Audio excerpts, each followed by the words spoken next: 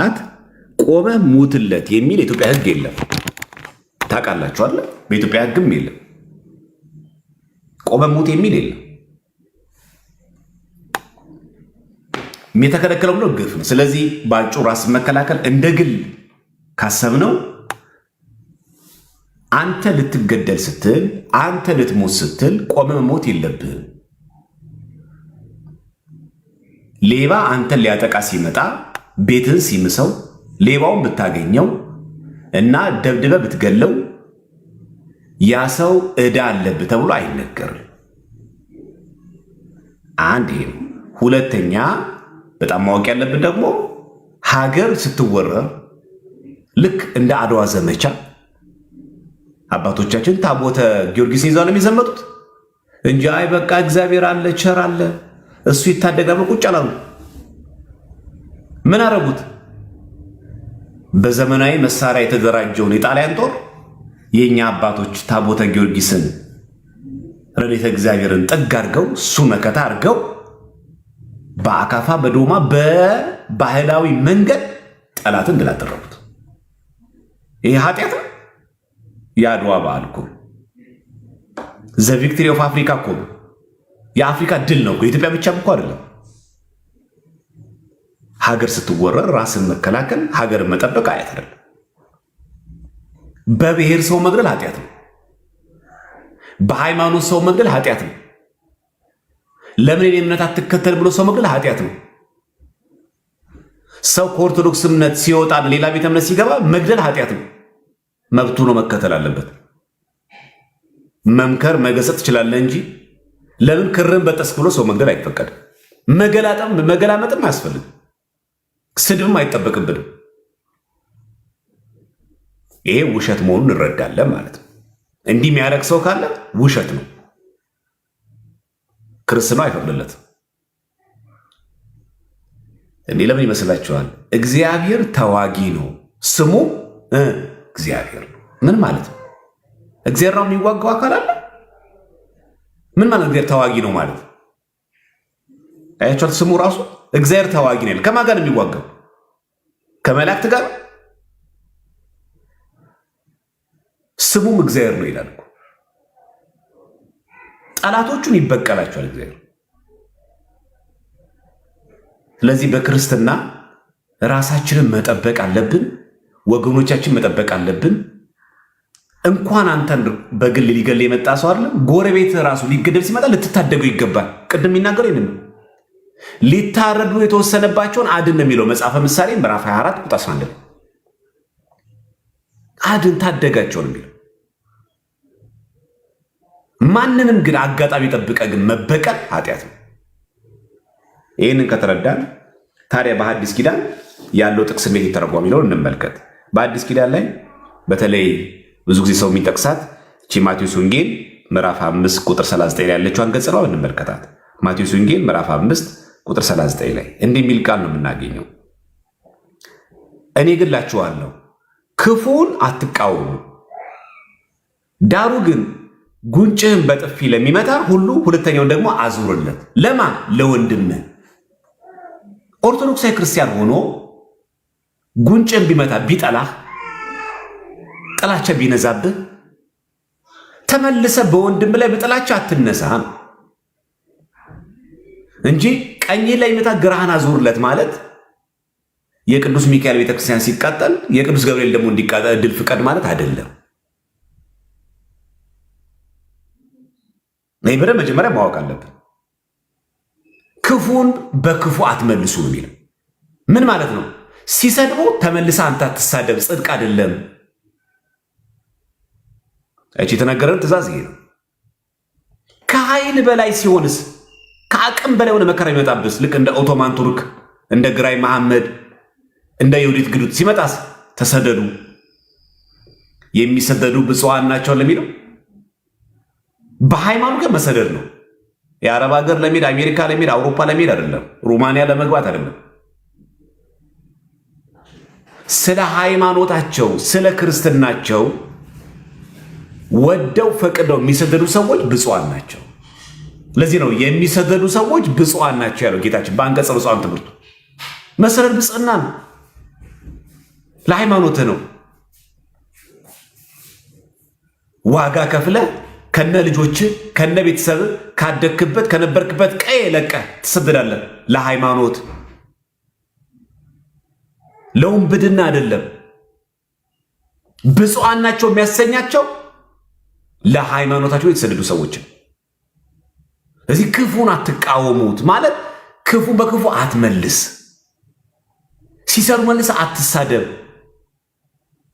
ወንድም ሲናገር ለወንድም መልስ ምታታዘጋጅ ተወው፣ እለፈው።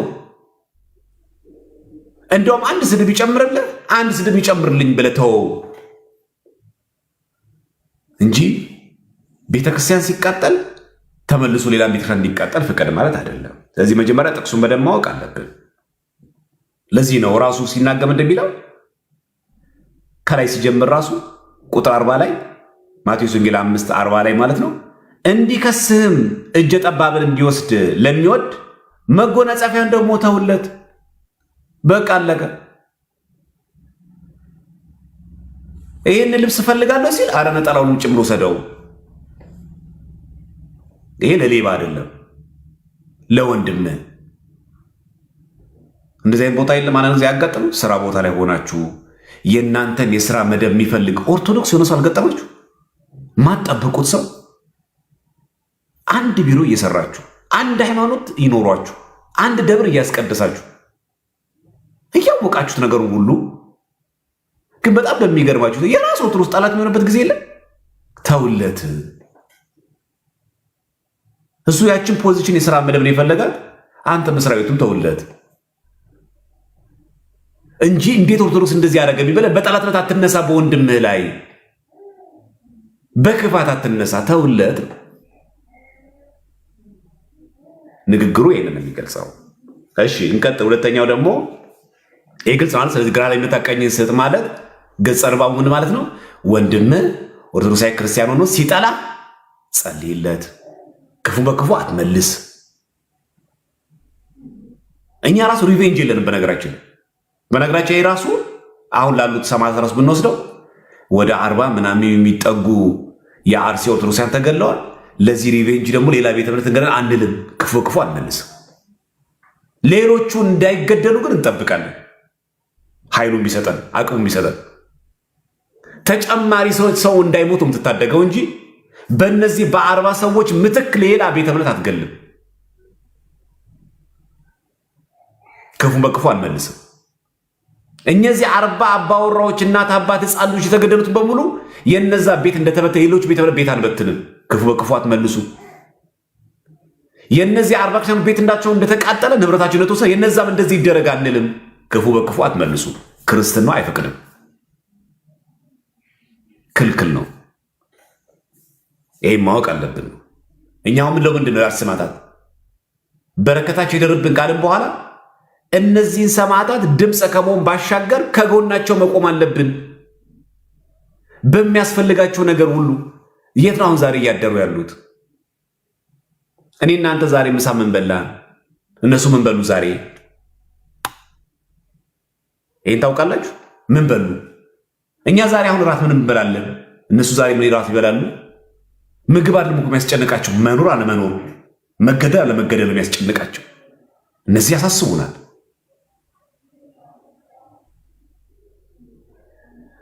ስለዚህ ይህን ማወቅ ያለብን ነው። ሁል ጊዜ የራሳችን ማሰብ ያለብን ይሄ ነው። ምን ይበላሉ እነሱ? ምን ይጠጣሉ?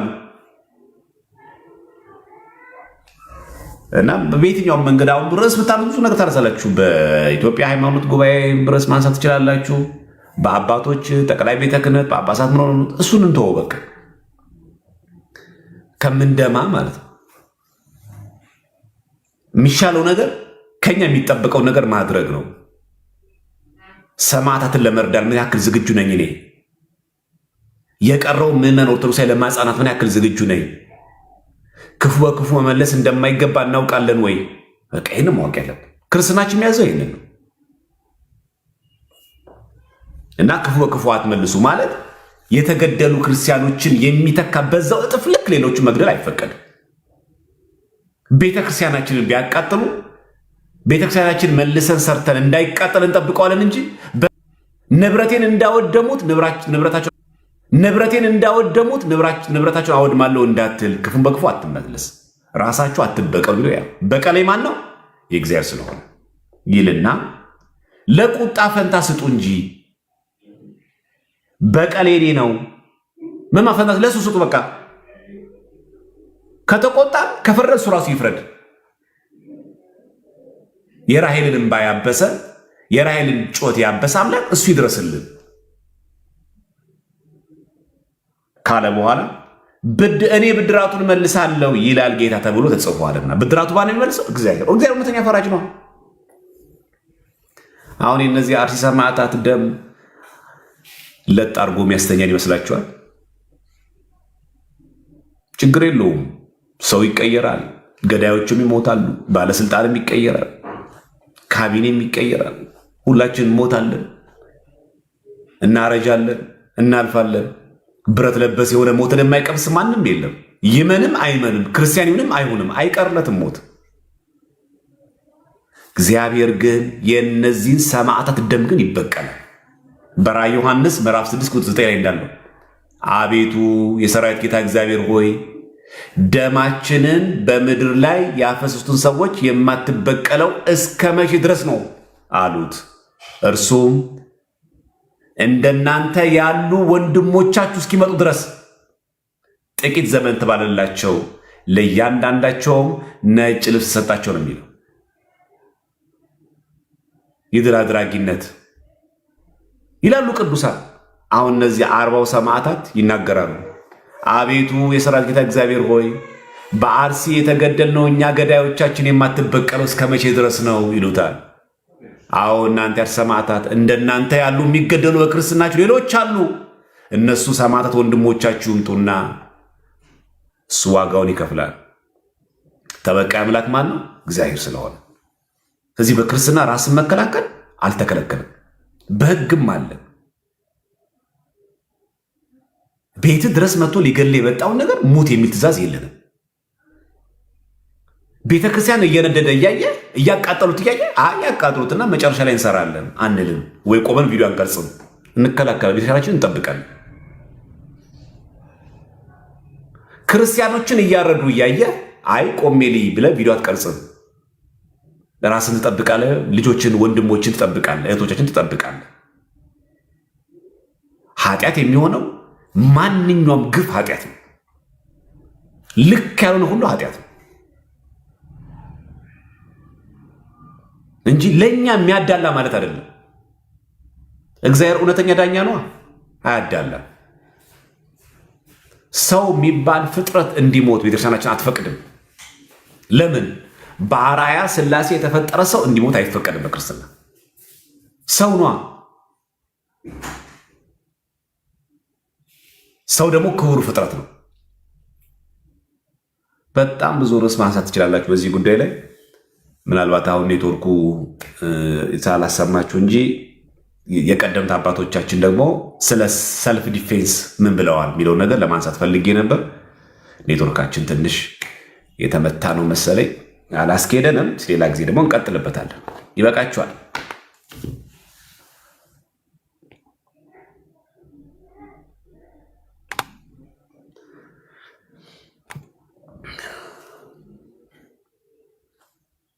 ሌላ ጊዜ ደግሞ እግዚአብሔር ከፈቀደ ሰፋ እናደርገውና ራስን መከላከል በቤተክርስቲያናችን በቀደምት አባቶች ራሱ እንዴት ይታያል ቢሆን እናየዋለን።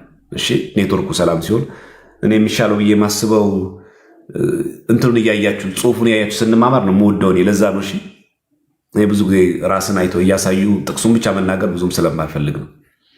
በጣም ቆንጆ ነገሩ ምንድን ነው? ሰው ጥቅሱን እያነበበ ጥቅሱን እያየው እያነበበው ሲማር ቆንጆ ነው። እንደዛ ስለሆነ ጥሩ ነው። ከዛ ደግሞ ከቀደምት አባቶቻችን ደግሞ ራስን ስለመከላከል ምን ብለዋል የቀደምት አባቶቻችን ቢለው ነገር ማየት አለብን። እሱም እናነሳዋለን እግዚአብሔር ከፈቀደ ማለት ነው። በአጭሩ በተለያየ አጀንዳ ራሳችን እንዳንሸበር ራሳችን እንጠብቅ ነው። ርዕስ የሚሰጠን በተለያየ አቅጣጫ ይመጣል። ራሳችን መጠበቅ ነው። አሁን ሀሳባችንም አጀንዳችንም መሆን ያለባት ቤተክርስቲያን እና ሰማዕታት ላይ ብቻ ነው። ሌላ ተጨማሪ በአንድ ነገር አናስገባም። በቃ ወዴትም የሚንቀሳቀስ እናንተ ራሳችን ችሎ ብሎ ብቻ መቀመጥ ነው። ራስን ችሎ ብቻ መቀመጥ። ርዕስ የሚሰጠን ሰው በመጣ ቁጥር ወደዛ ግልበጥ ማለት የለብን። እየከፋ ምናምን ሲመጣ ልክ እንዳሁኑ ትንሽ ሪፍሌክሽን እንሰጥበታለን። ከዛ ግን እኛ ራሳችንን ማቆም አለብን። ይሄ አንድ ነገር። ሁለተኛ በጣም ስክን ማለት አለብን። በስሜት በኃይለ ቃል በማይገባ ንግግር መናገር የለብንም። ይህን የምናደርገው አንደኛ ለቤተክርስቲያናችን ክብር ብለን ነው እንጂ በጣም ስሜት ይነካል። ያ የሃይማኖት ተቋሙ የኢትዮጵያ ሃይማኖት ተቋም የሰራው ድራማ ልበለው ያቀረበው ሪፖርት ሲገርመን የዛኑ ዕለት ህዳር 1 ዕለት ሪፖርቱን ባቀረቡት ህዳር 1 ቀን ዲያቆን ፍጹምናው ልጅ ጻድቃኔም አብሮ ተገደሉ። የዛኑ ቀን እኮ ነው አንድ ብሔርና አንድ ሃይማኖትን የመክተው። ብሔሩን ይቅሩት ግድ የለም እንዴ! እነዚህ ሰዎች እኮ ኦሮምኛ የሚናገሩ አማርኛ የሚናገሩ ትግርኛ ሰው ናቸው እኮ ምንለኛ። እኛ ኦርቶዶክስ ናቸው ነው ያሳስበን። ፖለቲካው ለፖለቲከኞች ተውላቸው። እኛ እኮ የሃይማኖት ሰዎች ነን። የአንድ ብሔር አለ። ለኦሮሞስ ቢሆኑ ሰው አይደሉም እንዴ? ምን ለማለት ተፈልጎ ነው የሚነገረው? በኦሮምኛ እኮ እያወሩ ያሉ ሰዎች እኮ ናቸው። ክርስቲያኖች እኮ ናቸው። ለዚህ በደንብ ማወቅ አለብን። ስለዚህ በመጣ ቁጥር ሁሉ አጀንዳውን እየቀየርን መሄድ የለብንም። በጣም ጥበብ የተሞላበት በተለይ ሰሞኑን ላይቭ ላይ በተደጋጋሚ ጊዜ በምንገባበት ጊዜ ለምናግለያ ነገር ጥንቃቄ ማድረግ ብቻ በጣም ተገቢ ነው። ምኑ ጥንቃቄ ማድረግ ያለብን? የቤተክርስቲያን ክብር በሚመጥን መንገድ ነው መናገር ያለብን። በቃ እንደው ፌክም ስትሰሙ በቃ ረጋ ብላችሁ ነው መተንተን ያለባችሁ። አንዳንድ ሰው ሊያነካካችሁ የሚፈልግ ሰው አለ። ከፖለቲካ ጋር እንድትነካኩ የሚፈልግ ሰው አለ። አንዳንዱ ሰው ደግሞ ነገር ሰሪ አለ። ስለዚህ ስለምታስቡ ስትናገሩ የቤተክርስቲያንን ትምህርትን በጠበቀ መልኩ ማውራት። ይሄ የትም ሀገር ሆነን ነው መናገር ያለብን። ቤተክርስቲያን ምን ትላለች? በ40 ሰማዕታት ምትክ 40 ሌላ ሰው ገደሉ ትላለች አትልም። ክፉን በክፉ አትመልሱ። ሰማዕታቱን ግን ድምፅ መሆን ግን ተገቢ ነው። ሰማዕታቱን ማገዝም ተገቢ ነው።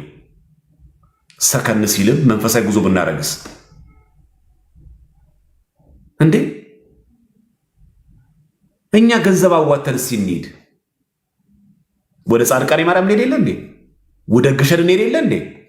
ወደ ሳማ ሰንበት እንሄድ የለ እንዴ? እስቲ እንሂድና እናጻናቸው። አይዟችሁ በርቱ ሲንበል ሰብከን ዘምረን አጻንተን ሲንመለስ በረከት አለ እንዴ? እኔ ማቀው ይሄንን ነው። መደገፍ ማለት ገንዘብ እየወረወርንላቸው ብቻ ድምፅ ሆናችሁ እንድጠፋ አይደለም። በአካል አቴንድ ማድረግ ከጎናቸው እንደሆኑ እንዲያስቡ ያስፈልገናል። ይሄ ደግሞ መንፈሳዊ ግዴታችን ጭምር ነው። በገንዘብ መደገፍ ድምፅ መሆን እሱ አንድ በቃ እሱ ውጫዊ ነገር። በአካል አቴንድ ማድረግ እዛ መገኘት፣ እነሱ ማበርታት፣ ማጠንከር፣ ከነሱ ጎን መቆም። ይሄ ለአንድ ቀን 2 ቀን መንፈሳዊ ጉዞ የጮት የድራማ አይደለም ብላችሁ በቋሚነት ያጡትን ቤት መመለስ፣ ያጡትን ንብረት መመለስ። የሞተው ጻድቅ ነው፣ ሰማዕት ነው፣ አንመልሰው። ቢያንስ እንኳን በሰው አቅም እንኳን የሚሸፍኑ ነገር ከበር ማድረግ፣ በዚህ መንገድ ከሰማዕታቱ በረከት መካፈል እንጂ ማላዘም ብቻ በቂ አይደለም። ቤተክርስቲያን ጉዞዋም የሰማዕትነት ጉዞ ነው። ምንም ጥያቄ የለውም። ዛሬ ተጀመረ አይደለም፣ የሰማዕትነት ጉዞ ነው። ለዛ ነው ሰሞኑን በተደጋጋሚ ጊዜ ላይቭ ስትገቡ ገብቼ ማልገባው ገብቼ ማልናገረው እኔ እቅዴ ሀሳቤ መሆን አለብኝ ማስበው አሁን እናንተ ከምትናገሩትም ከፍ ይላል። ለሚዲያ ግን ስለማይሆን ነው። አይሆንም። ሀሳባችሁን እንዳልሰርቅ ለቤተክርስቲያን ክብር ስለማይመጥን ለዛ አንደበቴን ለመቆጣጠር ሚዲያው ዝም ብል ይሻላል ብዬ አስቤ ነው እንጂ የሚደረገው ግፍ እንዲህ መግለጫ፣ የአቋም መግለጫ፣ ድምፃችን ማሰማት፣ ፕሮፋይል መቀየር ብቻ አይደለም። ሁለት ስራ መሰራት ያለበት፣ አንድ ውጫዊ፣ ሁለት ውስጣዊ ስራ መሰራት አለበት። ጊዜያዊና ረጅም እቅድ ያስፈልጋታል ቤተክርስቲያን። አስቡት የሌላ ቤተ እምነት ቢሆኑ እነዚህ ሰዎች አርባዎቹ የተገደሉት ኢትዮጵያ ምን እንደምትሆን አስቡት። ስንት ቤተክርስቲያን ሊቃጠል እንደሚችል አስቡት። ሚዲያው ምን ሊሆን እንደሚችል አስቡት። ስለዚህ ሰማዕትነት የኛ ክብራችን ነው። ኪሳራ አይደለም። በእርግጥ ኪሳራ አይደለም፣ ትርፍ ነው። የሁለተኛው መቶ ክፍለ ዘመን የካርቴጃ ወይ ደግሞ የቅርጣ ግና የሥነ መለኮት ሊቅ የሆነው ጠርጡሎስ ወይ ደግሞ ተርቱሊያን የተባለው አባት የሰማዕታት ደም የክርስቲያኖች ዘር ነው የሚለው። በቃ የሰማዕታት ደም የክርስቲያኖች ዘር ነው፣ ቁጥር ነው የሚበዛው። ልክ ዛፍን በተቆረጠ ቁጥር አንዳንድ ዛፎች ያሉ ቁጥቋጦ እያወጡ የበለጠ ችብ ብሎ የሚያድገው እንደዛ ነው። ሰማዕት ደም ቁጥር አይቀንስም፣ ቁጥር ይጨምራል። ይሄ በነገራችን በእኛ ብቻ በእናንተም ጭምር ነው የሚሰራው። ሌሎች ቤተ እምነቶች የእስልምና እምነት ተከታዮችን፣ የፕሮቴስታንት ሌሎች ቤተ እምነቶችን እኛ ብንገድል ቁጥራቸውን ነው የምንጨምረው። በነገራችን ግፍ ምን ጊዜም ትክክሉን አያውቅማ። በመግደል የሚገኝ ቁጥር መጨመር የለም፣ ቁጥር መቀነስ የለም። ማንንም ቢሆን ማለት ሊደረግም አይገባው እና እኔ ለኦርቶዶክሳን ሁሉ ጊዜ ማሰብ የሚገባ በዘላቂነት እነዚህ ሰዎች እንዴት አድርገን፣ ሁለተኛ ነገር ደግሞ እንደ ሀገር ደግሞ እንዴት ነው ይሄ እየመጣ ያለው ነገር ምን እያሳየን ነው? ከአሁን በኋላ ኦርቶዶክስ ሆኖ መኖር አለመኖር እዚህ ሀገር ምን ማለት ነው? ለማን በነገራችን ለእኛ ብቻ አይደለም ሌሎች ቤተ እምነቶች ጭምር ማለት ነው። እንዴት ተፈቃቅረን የምንኖረው? ትምህርታችንን አስተምሮታችንን በየቤተ እምነታችን ሰብካለን። ግን በዚህ ሁኔታ እንዴት የምንቀጥለው? ገዳዮቹና ማንም ይሆኑ እኛ ጉዳያችን እነሱ አይደሉም።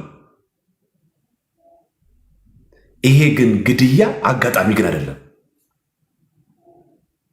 ይህን ጥያቄ ይሄ ግድያ ግን የገንዘብ አይደለም፣ የንብረት አይደለም። ቁጣን መቀስቀስ እኛ ዋናው ጉዳያችን ሃይማኖት መርጦ ብሔርን ተዉት። ምክንያቱም እኛ ጋር በክርስቶስ ሁላችን አንድ ስለሆንን ማለት ነው። ከማይጠፋው ዘር ተወልዳችኋል የሚለን። ስለዚህ የትም ቦታ ላይ ያለ ኢትዮጵያዊ፣ የትም ቦታ ላይ ያለ ኦርቶዶክሳዊ ክርስቲያን ለእኛ አንድ ወንድማችን። ፖለቲከኞች በዚህ ልትሸውዱን አይትችሉም። አንድ ብሔር አይደለም፣ ስለ ብሔር አታንሱብን። እንኳን ኢትዮጵያዊ የሆነ ቀርቶ ነው በወልድ ውሉድ በክርስቶስ ክርስቲያን የሆነ ማንኛውም ሰው ኦሪየንታል ቤተክርስቲያናት ውስጥ ያለ ሰው ማንኛውም ሰው ለእኛ ሰው ኢትዮጵያ ሰው ነው ብቻም አይደለም። ተውት፣ አማራ ምናምን ተውት፣ እሱ ነው የብሔር ጉዳዩንም ተውት። አሜሪካዊ መሆኑ አንድ ሰው ኦርቶዶክሳዊ ክርስቲያን ከሆነ ለእኛ አንድ ነው። ከኛ ጋር ለምን ይሞታል እንላለን እኛ። እንደ ሰው ደግሞ እንደ መጽሐፍ ቅዱስ ደግሞ ሰው ለምን ይሞታል ብለን እንጠይቃለን። ማንም ሙስሊሙ ስለምን ይሞታል? ፕሮቴስታንት ስለምን ይሞታል? ለምን ይገደላል? ጉዳያችን አስተምሮ ከሆነ አስተምሮታችንን ወተን መመስከር ነው። ሚዲያው አለ፣ በዛ ላይ ደግሞ ከምን በላይ ቤተ እምነታችን አለ። ሁሉም ቤተ እምነት የየራሱ መምለኪያ አጸድ አለው፣ አጥር አለው። በዛ ላይ ይሰብካል። ከፍ ሲል ደግሞ በሚዲያ ወጥቶ ይመሰክራል። አስፈላጊ ከሆነ ወጥቶ ዲቤት እያደረጉ መማር ይቻላል። ጭቅጭቅ፣ ስድብ የሌለበት መረጃና እውነት መሰረት ያደረገ ውይይት መወያየት ይቻላል። ምን ችግር አለ? ከዛ ውጭ ግን በቀናት ተነስተን ግን አንዱ ምናምን መግል ግን አያዛልቀን። ቁርሾ ነው የሚወልደው። ስለዚህ ድምፅ መሆን አንድ ነገር ነው። ሌሎች መንግስታት፣ የዓለም መንግስታት ጭምር እንዲያውቁት ማድረግ ተገቢ ነው። ምንም ጥያቄ የለውም። በአካል ግን አቴንድ ማድረግ ግን አለብን። መቼ እግዚአብሔር የፈቀደ ቀን። በአካል ብቻ አይደለም፣ በሎጂስቲክ ደግሞ የሚያስፈልጋቸው ነገር ማገዝ ደግሞ ይገባል። የተረፉትን ምን እየበሉ ይሆን? አሁን ቤታቸው ያድሩ ይሆን? አሁን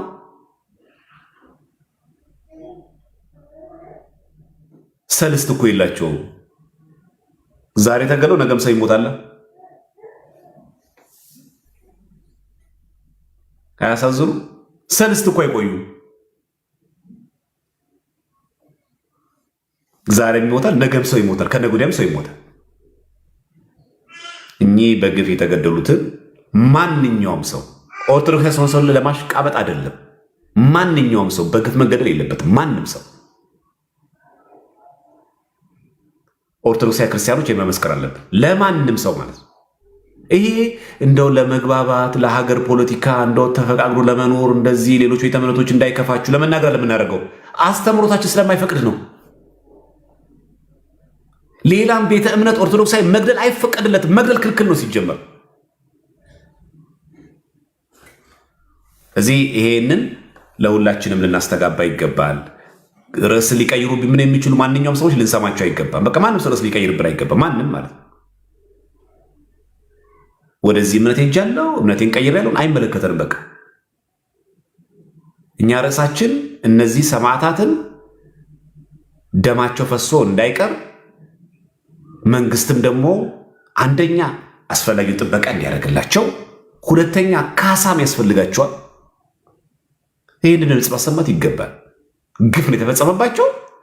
ለተረፉት ግን አስፈላጊውን ድጋፍ ያስፈልጋል። ይህን ድምፅ ማሰማት የሚያስፈልግ። ከዛ ውጭ ማንም ሰው ብድግ እያለ አሁን በዚህ ወቅት ዲቤት የምናደርግበት ሰዓት አይደለም።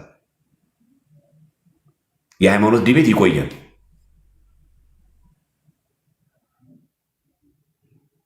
ስለዚህ አሁን እንደዛ የምናነሳበት አይደለም። አሁን አጀንዳችን የአርሲ ሰማዕታት ነው። መጀመሪያ መኖር ነው። ስንኖር አይደል ዲቤት የምናደርገው?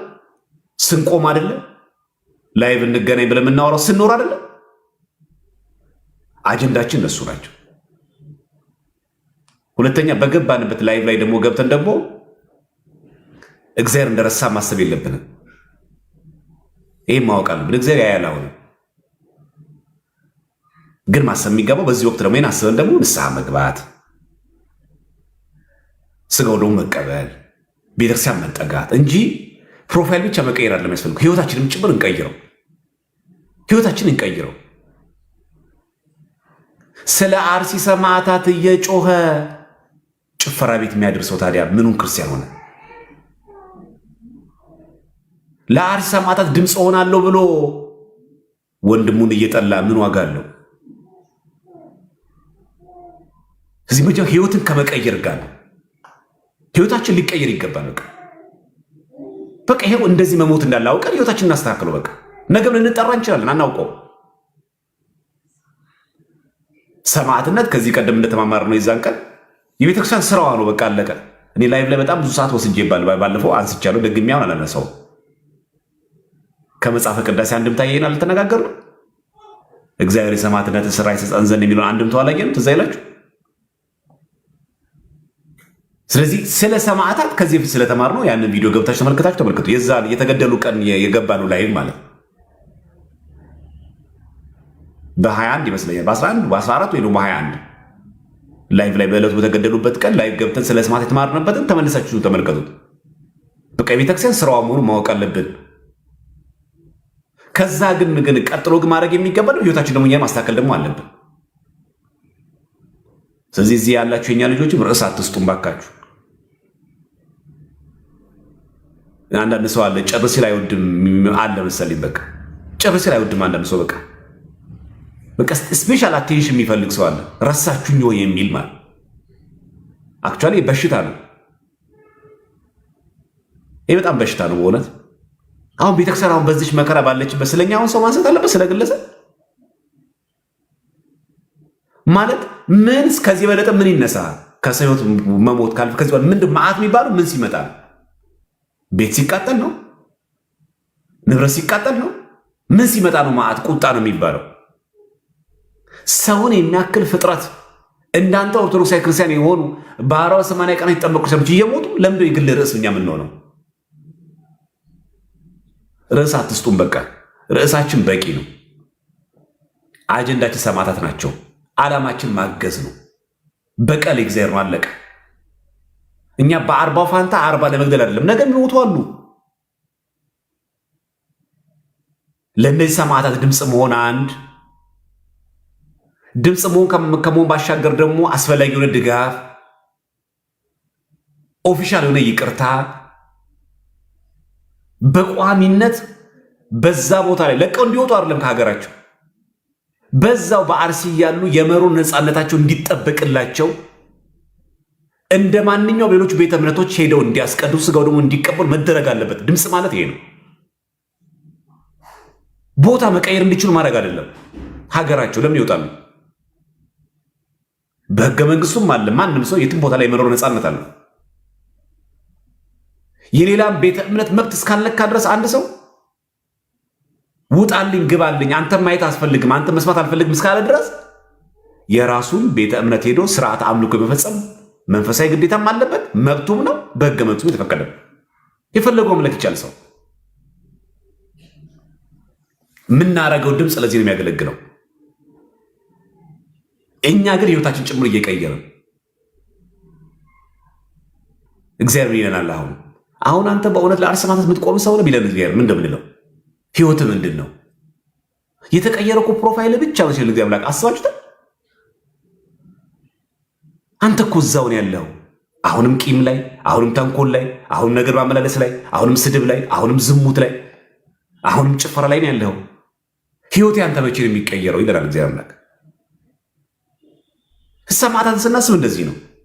ድምፅ መሆን አንድ ወገን፣ እነሱም ማገዝ አንድ ነገር፣ አስፈላጊ የሆነ ነገር አድሮ ከሰማዕታት ጎን መቆም አንድ ነገር።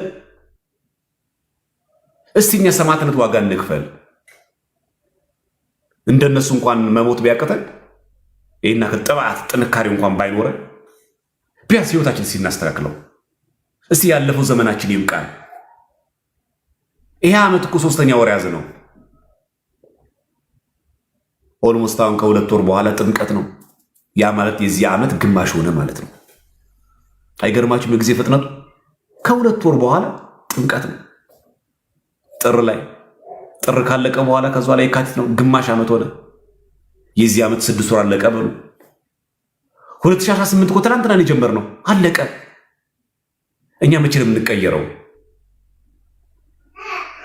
መቼ ነው በቅድስና የምንመላለሰው? እኛ እኮ መቀየር አቅቶን እኮ እንደው አለመቻላችን ነገር እኮ ነው።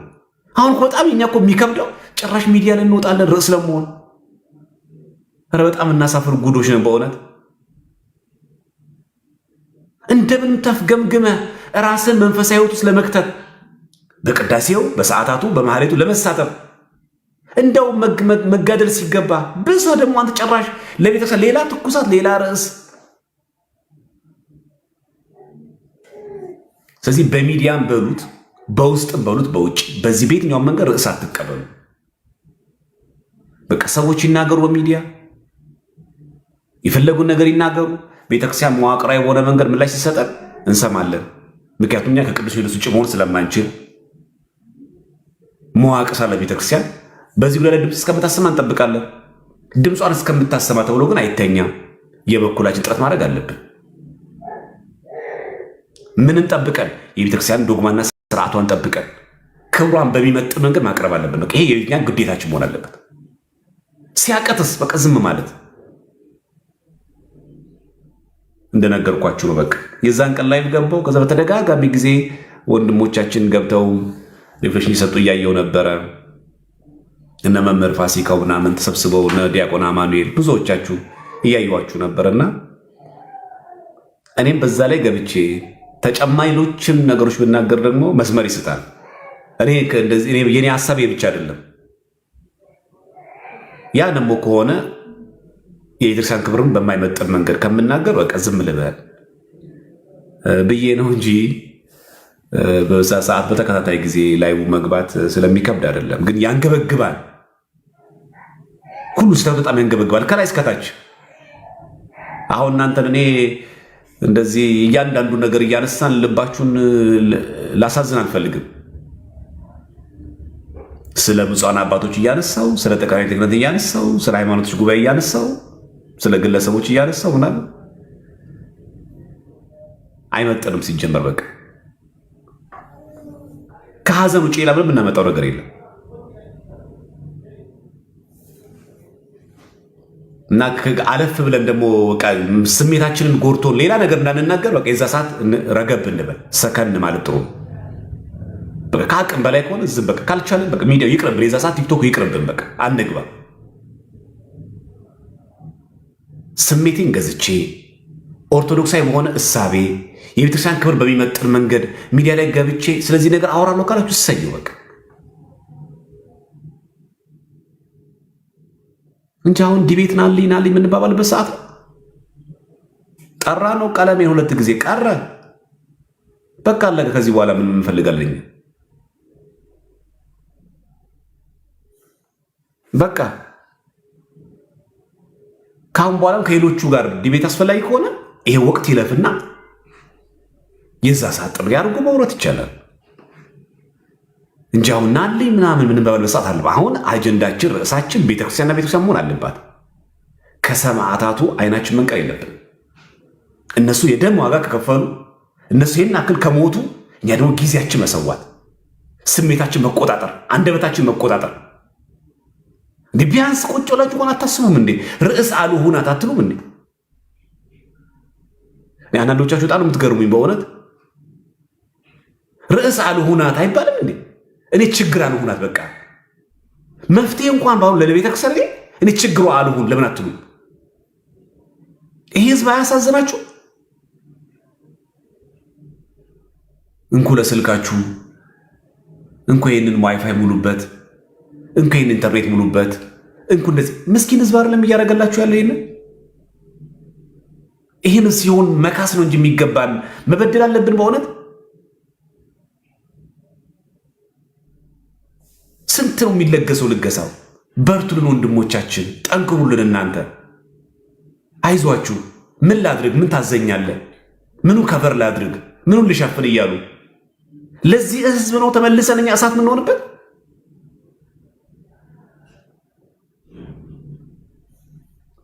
አይዟችሁ በርቱ እያሉ ላሉ ሰዎች ምስኪን ህዝብ እኮ ነው። ኦርቶዶክስ ማለት እኮ ቀና ህዝብ እኮ ነው።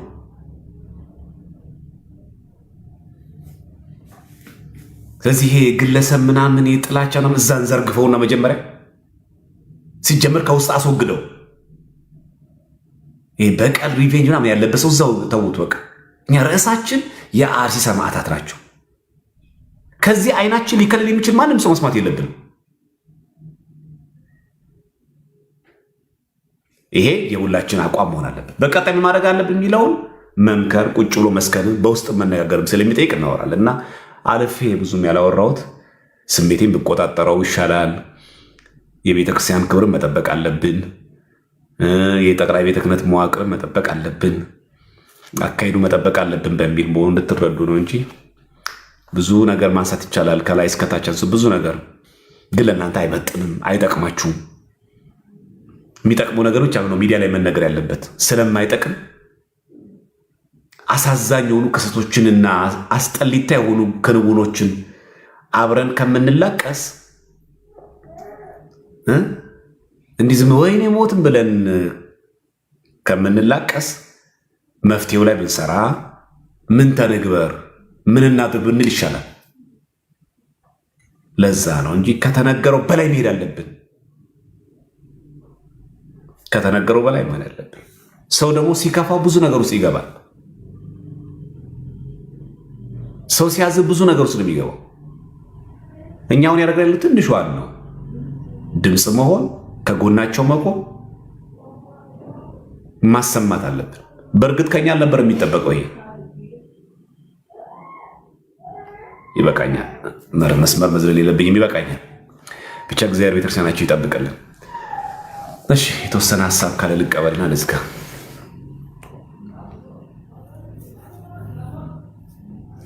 ሌሎቹን ተረጋጉ እያልኩኝ እኔ ራሱ ማልረጋጋ ከሆነ ጥሩ አይደለም አይደል? አይመስላችሁ? ራሱ የማይረጋጋ ሰውን ደግሞ ተረጋጉ ብሎ መምከር ራሱ አይጥምም አይደል? ጥሩ አይደለም አይደል? እዚህ መተው ባለብን ሰዓት ነገሮች ትቶ ማወን ማድረግ የሚገባን ነገር ማድረግ አለብን። ለዛ ነው። እሺ ሀሳብ የምትሰጡ ሰዎች ካላችሁ አንድ ሁለት ልቀበልና ከዛ እንጨርስ።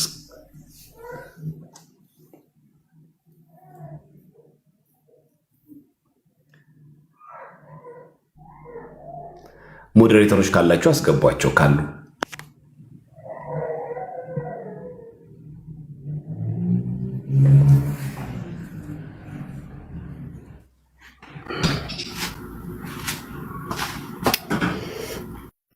ጌች ይሰማል?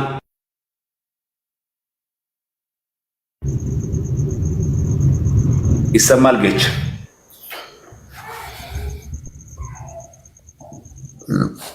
አዎ ይሰማኛል። ዲያቆን እንዴት ነህ? ሰላም አለህ ወይ? ወጣ እንዴ? እሺ ሪት እንዴት ነሽ? ሰላም ዲያቆን፣ ሰላም ብያለሁ። እግዚአብሔር ይመስገን። ደህና ነሽ? ሁሉ ሰላም ማለት ነው? አለ እግዚአብሔር ይመስገን፣ ሁሉ ሰላም ነው። ደህና አለን፣ በቸርነቱ ደህና ነን። ምን እንጨምር እስቲ? ሀሳብ እስቲ ጨምሪልን እህታችን። እኔ እንኳን ምንም አልጨምርም። አሁን በተባለው ላይ ብዙ ነገር አለ አይደል? ተናገርኩ። አሁን ሌላ ነገር መጨመር ነው አልችልም። በእኔ አቅም የሚጨመርም አይደለም እና እኔ የምለው እኔ የገባሁት ለራሴ ነው ማለት መጀመሪያው ቀድሜ ስለምገባ ሞዴሬት እንዲሰጠኝ ነው እንጂ በዚህ ነገር ልናገር አይደለም። ከእናንተ ተሽኝና ሪት ብዬሽ ሰርቻለሁ። አዎ አዲስ ሹመት ያስፈልጋል። ግድ ነው። ሪትን በጣም አዲስ ሹመት አቴንድ ስለሚያደርግ እንዳለ ሙሉ ይቀየራል በየጊዜው። አሁን ማድረገው ማንን ነው? ሙሉ የሚገኝ ማድረገው እሱ ነው። በቃ ሁሉ ነገር ላይ በየጊዜው አቴንድ የሚያደርግ ሙሉ ስልጣን የሚሰጠው ለሱ ነው። ካሁን በኋላ እነ መላኩ አርፋጅ ሆነዋል። ተሰጠሽ? አሁን መጣልሽ? አሁን መጥቶልኛል። እኔ መጀመሪያ ገብቼ ከታች ሆኜ ሜንሽን ተደርጌ አንዳንድ ጊዜ ስለምሰደብ ሁሌ እናገራለሁ። ከዚህ ሁሉ ልቀበልና ራሴ ልጠብቅ ብዬ ነው። እና በነገራችን ላይ ቃለ ሕይወት ያሰማልን ለሁሉም ነገር፣ ወንድሞቻችንንም ከዚህ በላይ ያበርታልን። በሚሆነው ነገር በጣም ደስተኛ ነኝ። ብዙ መልሶች እያየው ነው። ትዊተርም፣ ኢንስታግራምም፣ በፌስቡክም ሁሉም ቦታ እያየው ነው እና ቃለ ሕይወት ያሰማልን ለሁላችሁም። ይህንን ላደረጋችሁ ወንድሞች፣ አባቶች ከዚህ በላይ ብርታቱን ይስጣችሁ፣ ጥንካሬውን ይስጣችሁ ነው የምለው። እናንተ ስላላችሁ ነው ይሄንንም ራሱ እያገኘ ነው ብዬ አስባለሁኝ። አሁን ብዙ ነገር እኔ እንደ ልጅ ብዙ መናገር አልችልም፣ ግን ያየኋቸው ነገሮች ሁሉም የሚያየው ሰው ነውና እግዚአብሔር ያል ይፈርዳል። እኛ እንደሌላው አይደለንም እና ቅድም ስታስተምር እየሰማው ስለነበረ ማለት ነው። እግዚአብሔር ሁሉን ተመልካች ነው፣ ሁሉንም የሚቀይር አምላክ ነው። ዛሬ ከፍ ያሉትን ነገ የሚያወርድ አምላክ ነው ያለንና በሁሉም ነገር ተስፋ ሳንቆርጥ አሁንም ገና ጀመርን እንጂ አላበቃንም። ሁላችሁም ወንድሞች እንደው እኔ ርዕስ የምትሰጡ ወንድሞች በማርያም ልለምናችሁ፣ እየሞቱት እሺ ሞተዋል፣ እየቆሙትን እንኳን እንታደጋቸው። እኛ እንደፈለገን እየለበስን እንደፈለገን እየበላን እነሱን ለመተኛት ንጹህ እንቅልፍ ለመተኛት ነውና እኛ እየፈለገነውን እያደረግን እንደገና ደግሞ ርዕስ ለመሆን የምንጋጋጥ ሰዎች ፕሊስ፣ እንደው ደግሞ ትልልቅ ሰዎች ናችሁ፣ ቤተሰብ መስረታችሁ የምትኖሩ ሰዎች ናችሁ። መግበኔ ነው ነገ በእናንተ እንደማይመጣ እርግጠኛ አይደላችሁ። በቃ ነገ አዲስ አበባ እንደማይገባ እርግጠኛ አይደላችሁ። እግዚአብሔር ሁሉን ማድረግ ይቻለዋል። እኛ ማስተዋል አቃተን እንጂ ብሉይ ኪዳን የተናገረው ስለዚህ ነገር ነው። ግን እኛ ልቦናችን ተሰውሯል። በእውነት ተስኖናል ማስተዋል ማለት እንችላለን። በተለይ ትልልቅ ሰዎች የምንባል ሰዎች ማለት ነውና እባካችሁ ይህን ብቻ ነው የምለው። መብርሃን አንዳንድ ጊዜ የአስራት ልጆች መሆናችንን ራሱን እጠራጠራለሁ። በቃ በእኛ ብሶ ሳይው ማለት ነው። እና እንደ ተማጽኖ ነው እኔ የምለምናችሁ። ትምህርቱን ዲያቆን አስተምሯል እና እኔ ልማጠናችሁ። እኔ እናቴ ገጠር የሚኖሩት እናቴም አባቴም ነገ ጠዋት ገጠር የማይገቡበት ምንም ጥያቄ የለውም። እኛን እናት ካየኋቸው በኋላ በቃ እኔ መቋቋም ነው ያቃተኝ። ነገ የኔን እናት እንደዛ እንደማያቃጥሏት በምን እርግጠኛ ነኝ? እግዚአብሔርን ያችን እናት አቃጥሏት ማለት የኔን እናት እንዳቃጠሏት ነው የተሰማኝ። ሌሊት ነው ያየሁት። እንቅልፍ አልወሰደኝም። ቆሜ ነው ያደርኩትና እንደው ማስተዋል ይስጣችሁ። ፌስቡክ ላይ ተፖስቷል፣ ቴሌግራም ላይ ተፖስቷል። ይሄንን ነው እባካችሁ ነው የምላችሁ። ወንድሞቻችንን ከጎናችሁን እንህን እንጂ በውስጥ እየገባችሁ ቴሌግራም የምታዘጉ ሰዎች፣ ቲክቶክ ለማዘጋት የምትጣጣሩ ሰዎች ወደ ልቦናችሁ ተመለሱ። አሁን የመምህር ፋሲካውን ቴሌግራም አዘጋችሁት። በዚህ አትነጣጥሉንም። እግዚአብሔር በሚያውቅ አሁን ከናንተ ምንድነው የምንጠብቀው እኛ? ይሄ የምር ዛሬ የተቀመጣችሁበት ወንበር ነገ ጧት እንደምትወርዱበት ምንም ጥርጣሬ የለው። ከፋላችሁ ማለት ሁሌም እዛው ላይ ትቆያላችሁ ማለት አይደለም። መውረድ አለ፣ እናንተ ጋር መድረስ አለና ብቻ ማስተዋል ይስጣችሁ ነው የምለው ለሁላችሁም እዚህም ላላችሁ ያልሰማችሁም ሪከርድ እንደምትሰሙ አውቃለሁኝ። ማስተዋሉን ወደ ልቦናችሁ ተመለሱ ነው የምለው። መግበኔ ይበሉ፣ ነገ በኔ ይደርሳል በሉ።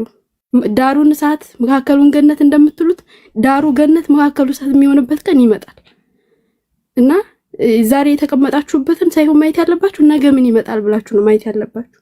እና ደግሞ ከኔ የበለጠ ሁሉም ስለሚናገሩት እነ ቴዶም አሉ፣ ለመምህር ፋሲካው ሁሉም አሉ፣ እነዛ ማኑኤል መምህር ማኑኤል ሁሉም አሉና እነሱ ሲናገሩት ደግሞ የምር ውስጣችሁን እንዴት እንደሚያመው እናንተ ለመናገር እኔ አልችልም፣ ይከብደኛልና እዚህ ጋር ባቆም ነው የሚሻለኝ። ብዙ መናገር ሆድ ባዶ ይቀራል ነው የሚባለው፣ እንደዛ ነው የሚሆነውና እኔ ይበቃኛል። እሺ ሪቲ የዛሬ ተሿሚያችን ናት። እሺ የዚህኛው ስራ አስፈጻሚ ኮሚቴ አባል ሆናለች ማለት ነው። ሚዩት ታረጋለች፣ ኮመንት ዘጋለች፣ ትከፍታለች። አልባሌ ስድብ የሚሳደቡትን ሰዎች ብሎክ ታረጋለች።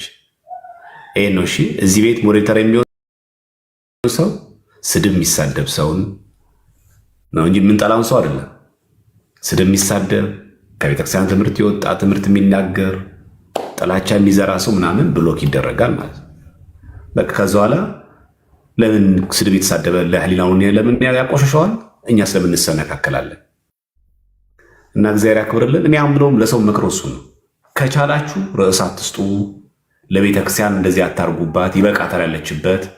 እንደው ካቃተን ደግሞ ላይቭ አንግባ፣ ይቅርብን፣ ጥፍት እንበል እስቲ። ያምናል የዛን ቀን ላይቭ ባንገባ ችግር አለብን? በቃ ለቤተክርስቲያን ቢያንስ የመፍትሄው አካል እንኳን መሆን ቢያቅተኝ ቢያንስ አትሊስት እንኳን ችግሩ አልሁን በሉ። በቃ አለቀ። በቃ እኔ ችግሩ አልሁን፣ እኔ የመፍትሄው አካል ልሁን። በቃ እኔ አሁን ከተናገርኩኝ አንደበቴ ጥሩ አይደለም፣ ክፉ እናገራለሁ፣ ቤተክርስቲያን አይመጥናት የምናገረው ንግግር። ስለዚህ የማይመጥን ከሆነስ ልትሆ ላይሁን በቃ አይሻልም? ዝም ማለት እኮ ነው። በቃ አለቀ። ቢያቀታችሁ ዝም፣ ከቻላችሁ መፍትሄ አካል ሁኑ፣ ከቻላችሁ ከሰማዕታት ጎን ንቁ። ካቃተን ዝም። እስቲ ሁለት በየቀኑ ውዳሴ ማርያም የደገም ዝም በል እስቲ። አንተ ራሱ አንደበትን ከዘጋ ራሱ አንድ ግልግል ነው። እዚህ ጸብ መዛት ተገቢ አይደለም። በቃ ዝምታም ቆንጆ ነው። በቃ ጸጥ ዝም። አንተ ዝም ሳልክ እግዚአብሔር አምላክ መፍረዱን እኮ አይተውም። እግዚአብሔር አምላክ እኮ የሚፈርደው ለእነዚህ ሰዎች ስንት ነበረ? ዘማርያም ሲገባ ላይቭ ላይ የነበረው ሰው ነው እንዴ? አይ ብዙ ስላለ ፈርዳለሁ አይልም። እግዚአብሔር እንደዚህ አይነት አምላክ አይደለም። ቴዶ ቀጥል እስቲ። እሺ መምህርዬ እግዚአብሔር ያክብርልኝ። ያው እርሶን ለማመስገን ነው የገባሁት። ምክንያቱም ወንጌል እልህ ነው። መቼ ሰጥቼው መቼ በሐዋርያዊ አገልግሎት አበርክቼ ሰዎችን ለክብር አበቃበታለሁ በሚባል አገልግሎት ውስጥ ኖረው እንደዚህ ያለ ወርቅ ምክር እንዲሁም ደግሞ ጉዳዮች እና ትኩረቶች በትክክለኛው መስመር ለሚሞቱና ለሚሰዉ በሰማዕትነት ለሚያልፉ ወገኖች ይሁን የሚለውን ምክር በታላቅ አስደሳች ቋንቋዎች ስለሰጡን ለማመስገን ብቻ ነው የገባሁት። በተረፈ ይህ አመላችን በሌሎችም የታወቀ ስለሆነ ኧረ ኦርቶዶክሳውያን አመረሩ አከረሩ እየተባል አጀንዳ እየተቀረጸ ጭምር እገሌ ዛሬ ተናገር፣ ዛሬ አሁን በጋሻው እዚህ ጋር በጣም ስለሞቁ ናና ይህንን አድርግባቸው ተብሎ የሚላክበት ሁኔታ ነው ያለው። እኛ ጋር ደግሞ እንደዚህ አይነት ነገር እንትን ሲል ልክ በጉድጓድ ውስጥ እንዳለ አራዊት ስጋ እንደሚወረወርለት በቃ አኝ ብለን ቶሎ ብለን የምንነክስ ሰዎች አለን እና አንዱን ሳንጨርስ አንዱን በአግባቡ ሳናጠናቀቅ ወደ አንዱ ቶሎ ብለን የምንሸጋገርና ይህንን አመላችንን ስላወቁ የተለያዩ አይነት የርዕሰ ጉዳይ ዳማዎችን ወደኛ ያመጣሉ። እኛ ያንን ነው የምንጫወተው። ዋና ዋና ጉዳዮቻችን ከጉያችን እያመለጡ እኛ የራሳችንን ክብር እንገነባለን። በቤተ ክርስቲያናችን ሊሰሩ የሚገባቸውን ወይም ደግሞ እንደ ማህበራዊ ሚዲያ ልንወጣቸው የሚገቡ ተልእኮችን ወደኋላ እያልናቸው እንቀራለን እና የዚህ በጣም ተጠቂዎች ነን። ከሚደርሰው ጥቃት ባሻገር ላያችን ላይ የሚወርደው የአጀንዳ ጥቃት እጅጉን ይልቃልና መምህር ያስተላለፉት መልእክት እንደ ጠቅላላው በቂ መቆጣጠሪያ ነው ብዬ አስባለሁ። ለሁላችንም ለእኔም ጨምሮ መልካም ምክር ነው። ከተጠቀምንበትና እንዲህ ያሉ ንግግሮችን በትክክል በተግባር ለውጠን የተሻልን ለመሆን ከተጋን እውነቴን ነው የምላችሁ የትኛውም ድል የኛ ይሆናል። ጠላትም ይበሳጫል። አሁንም ባለው መንገድ እኮ እንደዛው ነው። በቃ ትንሽም ቢሆን የማነቁ ነገር ስላለ፣ ትንሽ የመጨነቅ ነገር ስላለ ዛሬ አርሲ ላይ የተከሰተው ነገር ቦምብ እስከ ማፈንዳት የደረሰ ይህ ማለት ነገ ቤተክርስቲያንን በዳይ ለማድረግ ማለት ነው። ስለዚህ እዚህ ነገር ውስጥ በጣም በጣም በጣም ከፍተኛ ብስለት፣ ብልሃት፣ ነቅቶ መጠበቅ፣ ጉዳይን አለመልቀቅ በጣም ተገቢ ይሆናል ብዬ አስባለሁ። ለእንደዚህ አይነት ጉዳዮች ሐኪም መሆን ባንችል ግን ቢያንስ በሽታ አንሁን። ይህንን ለማለት ብቻ ነው። መምርዬ እድሜ ይስጥልን፣ በእድሜ በጸጋ ይጠብቅልን። አሜን።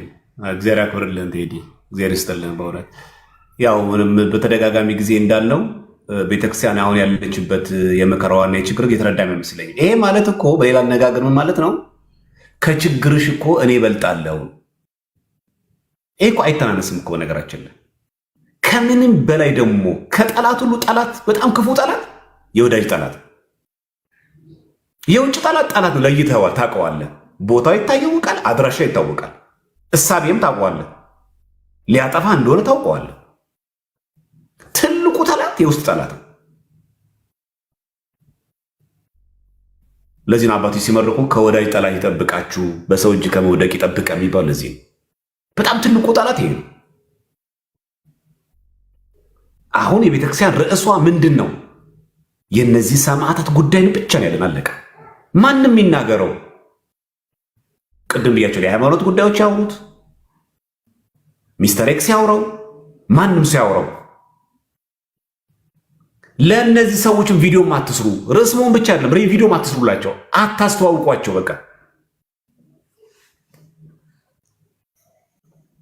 በቃ አለቀ። አታስተዋውቋቸው። ይሄ ሁሉ ትምህርት እየተሰጠ ይሄ ሁሉ ከመናፍቃን ጋር ጭምር አንገት ለአንገት ተያይዞ ዲቤት ጭምር የተደረገ ወንድሞችን እህቶች ለመጠበቅ የተደረገ አይኑ እያየ መናፍቆኛለሁ የሚል ሰው ካለ መንገዱን ጨርቅ ያርግለት። እኛ ራሳችን አይደሉም። ከእንግዲህ በኋላ ህፃን ልጅ የለም እኛ ጋር።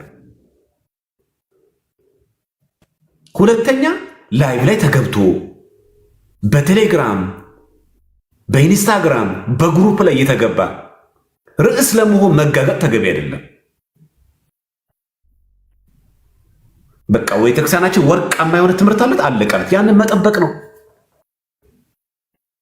እንኳን እዚህ ቲክቶክ ላይ የምናውቀው ሰው ቀርቶ አርዮስም መናፍቅ አይደል እንዴ? ንስጥሮስ እኮ ፓታሊክ ነበር። ፓታሊክ አይነካም አይባልም። ምንፍቅና ከተገኘ ይወገዛል። እንኳን ትላንት ያወቅነው እዚህ ቲክቶክ ላይ ያላችሁት አውቀዋለሁ፣ እግባባዋለሁ፣ በጣም ነው የምወደው። አይሰራም። ይሄ ለማንም አለመናገር፣ ለእኛም ጭምር የሚያገለግል ይሄ እኛንም ጭምር ይጠቅማል። ይሄ እኛን መስማት ያለባችሁ የቤተክርስቲያን ትምህርትን ጠብቀን ክብሯን ጠብቀን እስከተናገርን ብቻ ነው። ካለበለዚያ ካላስ በቃ መንገዱን ጨርቅ ያርግልን። አውቀዋለሁ፣ ታዋቂ ነው ምናምን፣ ፎሎወሩ ብዙ ነው፣ ተሰሚነት አለው ምናምን፣ አይሰራም። እኛ ጋር አይሰራም። ይሄን በደንብ ማወቅ አለባችሁ። እሰማለሁ፣ እደመጣለሁ፣ ምናምን ዝነኛ ነኝ ምናምን ከላይ እስከታች ድረስ ሰው ሁሉ ያቀኛል ምናምን አይሰራም።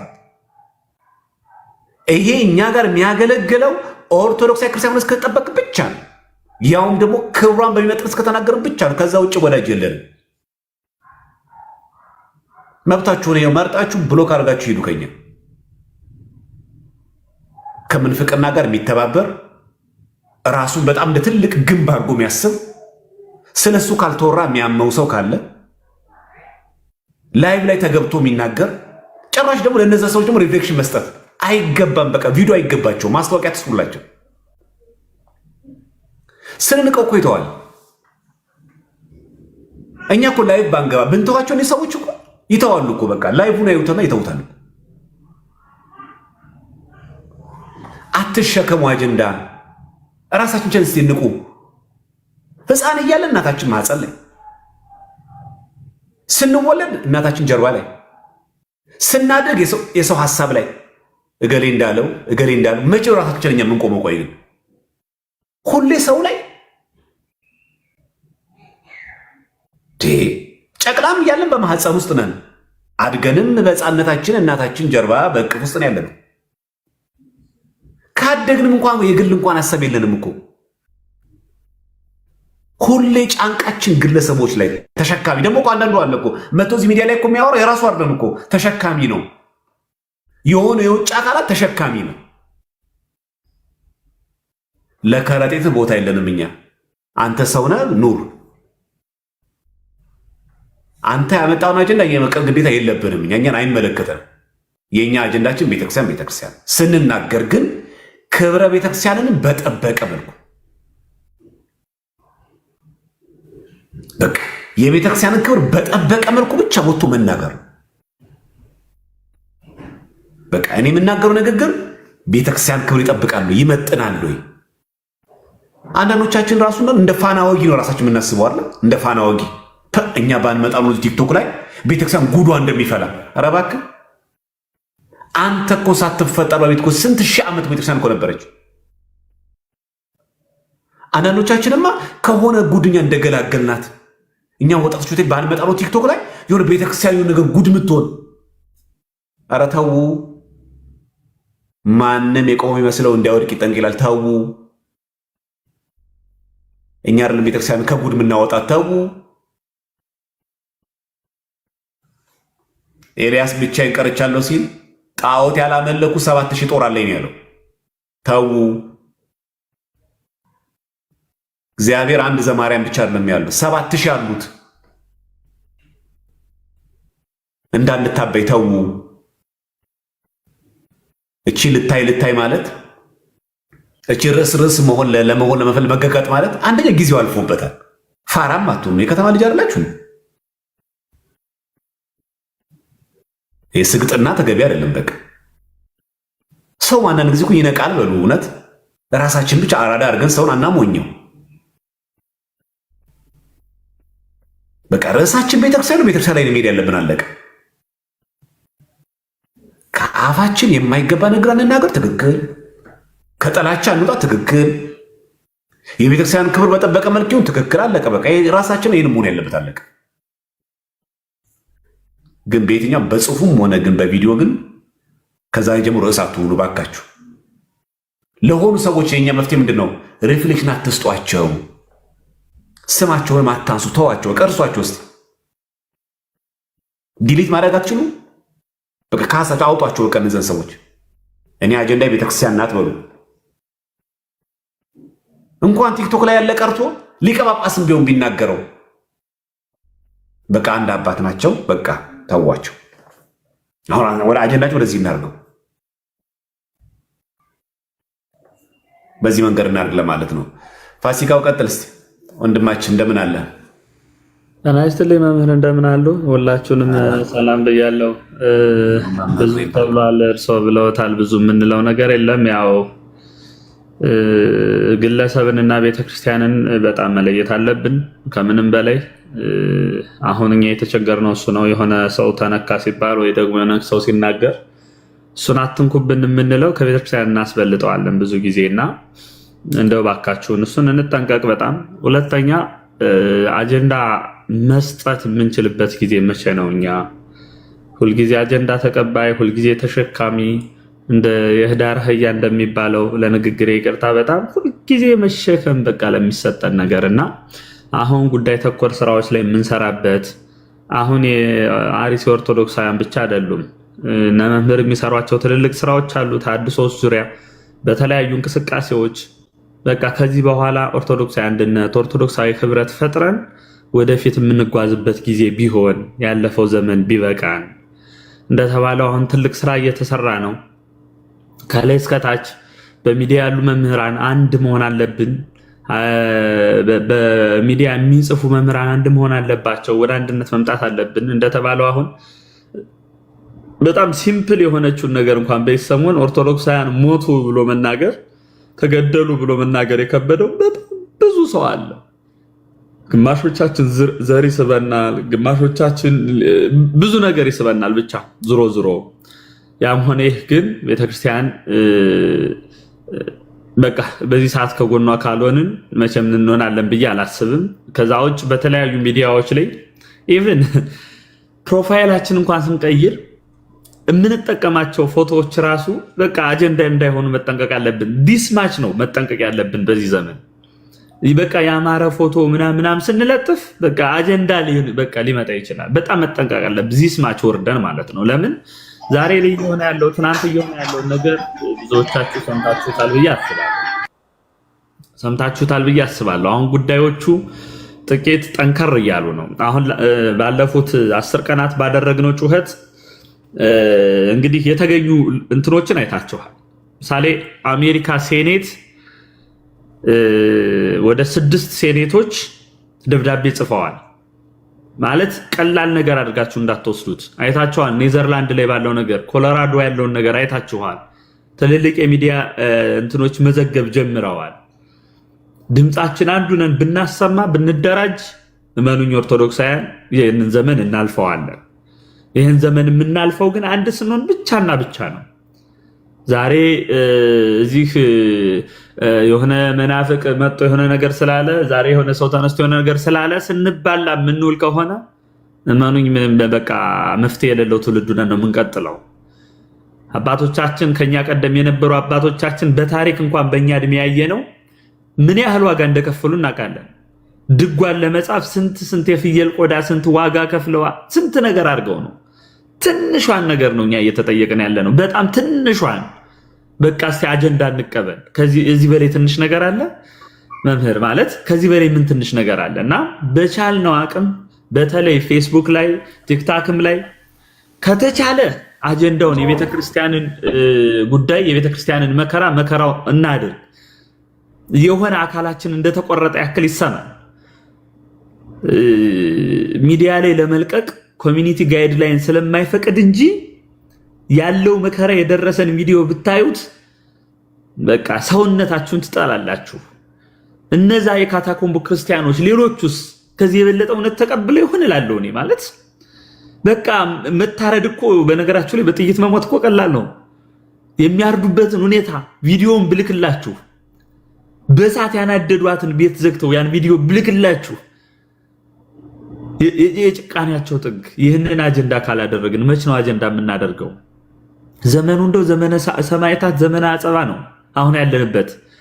በዚህ ሰዓት እነዚህን ክርስቲያኖች ከጎናቸው ካልሆንን ያሉትን ካላጸናን፣ እመኑኝ በጣም የታሪክ ተወቃሾች እንሆናለን፣ በእግዚአብሔር ዘንድም ተጠያቂዎች እንሆናለን። ስለዚህ ኦርቶዶክሳውያን ሊቃውንት፣ ኦርቶዶክሳውያን መምህራን፣ ዲያቆናት፣ ካህናት፣ አጠቃላይ አገልጋዮች አንድ መሆን አለብን። ኦርቶዶክሳዊነት አንድነት ነው፣ በቃ አንድነት ነው። በሁለት መንገድ መሄድ ጥሩ ስለማያመጣ ማለት ነው። ደግሞም ከልብ የሆነ አንድነት እንደተባለው እንደነ አርዮስ ተመልሻለሁ ተጠጭቻለሁ ብሎ መጥቶ በኋላ የራሱን ስራ ይሰራ እንደነበረው እንደዛ ሳይሆን ከልብ የሆነ አንድነት ይኖራል። በቃ እስኪ በየሰንበት ትምህርት ቤቱ እስኪ እንደራጅ፣ እስኪ እንማር፣ እስኪ ስለ ሰማዕትነት ስላለው ዋጋ እንማር። እስኪ ቤተክርስቲያናችን ነቅተን እንጠብቅ። ዛሬ አሩሲ ላይ የሆነ ትናንትና የሆነ ጉባኤ ሄደ የሆነ ምናምን አለ አስፈራርቶ መጣ። ዛሬ በቃ ቦምብ እስከመጣል ደረሱ። ነገ አዳማ ይመጣል፣ ነገ አዲስ አበባ ይመጣል። ምንም ጥያቄ የለው፣ የማይመጣበት ምክንያት የለም። ስለዚህ አንድነታችን እናጽና፣ አንድ እንሁን። በቃ ህብረት ነው። ነአምን እያልን በቅዳሴው ዘወትር የምንለውን ወነአምን ባህቲ የምንለውን ዘወትር የምንደግመውን ጸሎት በተግባር እንቀይረው። ይህን ነው አንደኛ መናገር የምፈልገው። ሁለተኛው ከምንም በላይ አሁን እንደተባለው የአንድ ሳምንት የሁለት ሳምንት ጩኸት ገዳዮቹን የሚያስፈራቸው እንዳልሆነ ታውቃላችሁ። ይህንን ሁላችንም እንረዳዋለን ብዬ አስባለሁ። ስንት ዘመን ተጩኋል። ቤተክርስቲያንን ሊከፍሉ የተነሱ ጊዜ እኮ ስንት ርቀት እኮ ተጩኋል እኮ። ዓለም አደባባይ ተጥለቅልቋል። ጥቁር ያለበት ሰው የለም። አላስፈራቸውም ያ ሁሉ። ስለዚህ በቃ የወረደ ስራ እስኪ ከኔ ምን ይጠበቃል የሚለውን እስኪ እንጠይቅ ራሳችን። እስኪ እነዛ ሰማዕታቱ እነዚህ የተቃጠሉትን እስቲ ፎቶቸውን እስቲ ፕሪንት አድርገን ቤታችን ላይ እንስቀለው። እስኪ በቃ እስኪ ይመመን። እስኪ ትራሳችን አካባቢ እናድርገው። እስኪ ያቺ የተቃጠለችውን እናት እንደዛ የታረደውን እኔ አሁን አንድ ፎቶ ፖስት አድርጌያለሁ። የታረደውን ካያችሁት ያንን አይቶ የማይታመም ያንን አይቶ የማይነሳ ያንን አይቶ አንድ የማይሆን ኦርቶዶክሳዊ ካለ በእውነት ራሱን መጠየቅ አለበት ብዬ አምናለሁ። ስለዚህ በፌስቡክም በቲክታክም ዩቲዩብም የተለያዩ ፕላትፎርሙ ላይ ያለን ወንድሞች ድምፃችን አንድ ይሁን። ኦርቶዶክሳውያን አንድ ስለሆን በቃ የምንጮኸው ወደ አንድ ነው። አንድ እንሁን።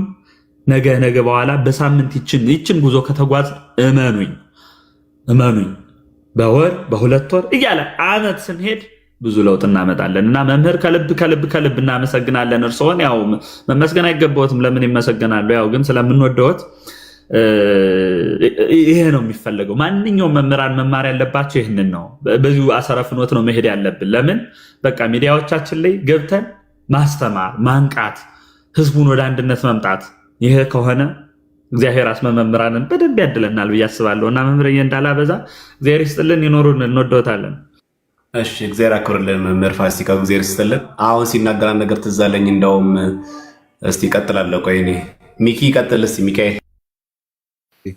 አመሰግናለሁ። መምህር ዘማርያም እንደምን አሉ? ሰላም ቆዩኝ ወይ? መምህር ፋሲካው፣ ታችም ያላችሁ ወንድምቶች ሁላችሁም እንደምን አላችሁ?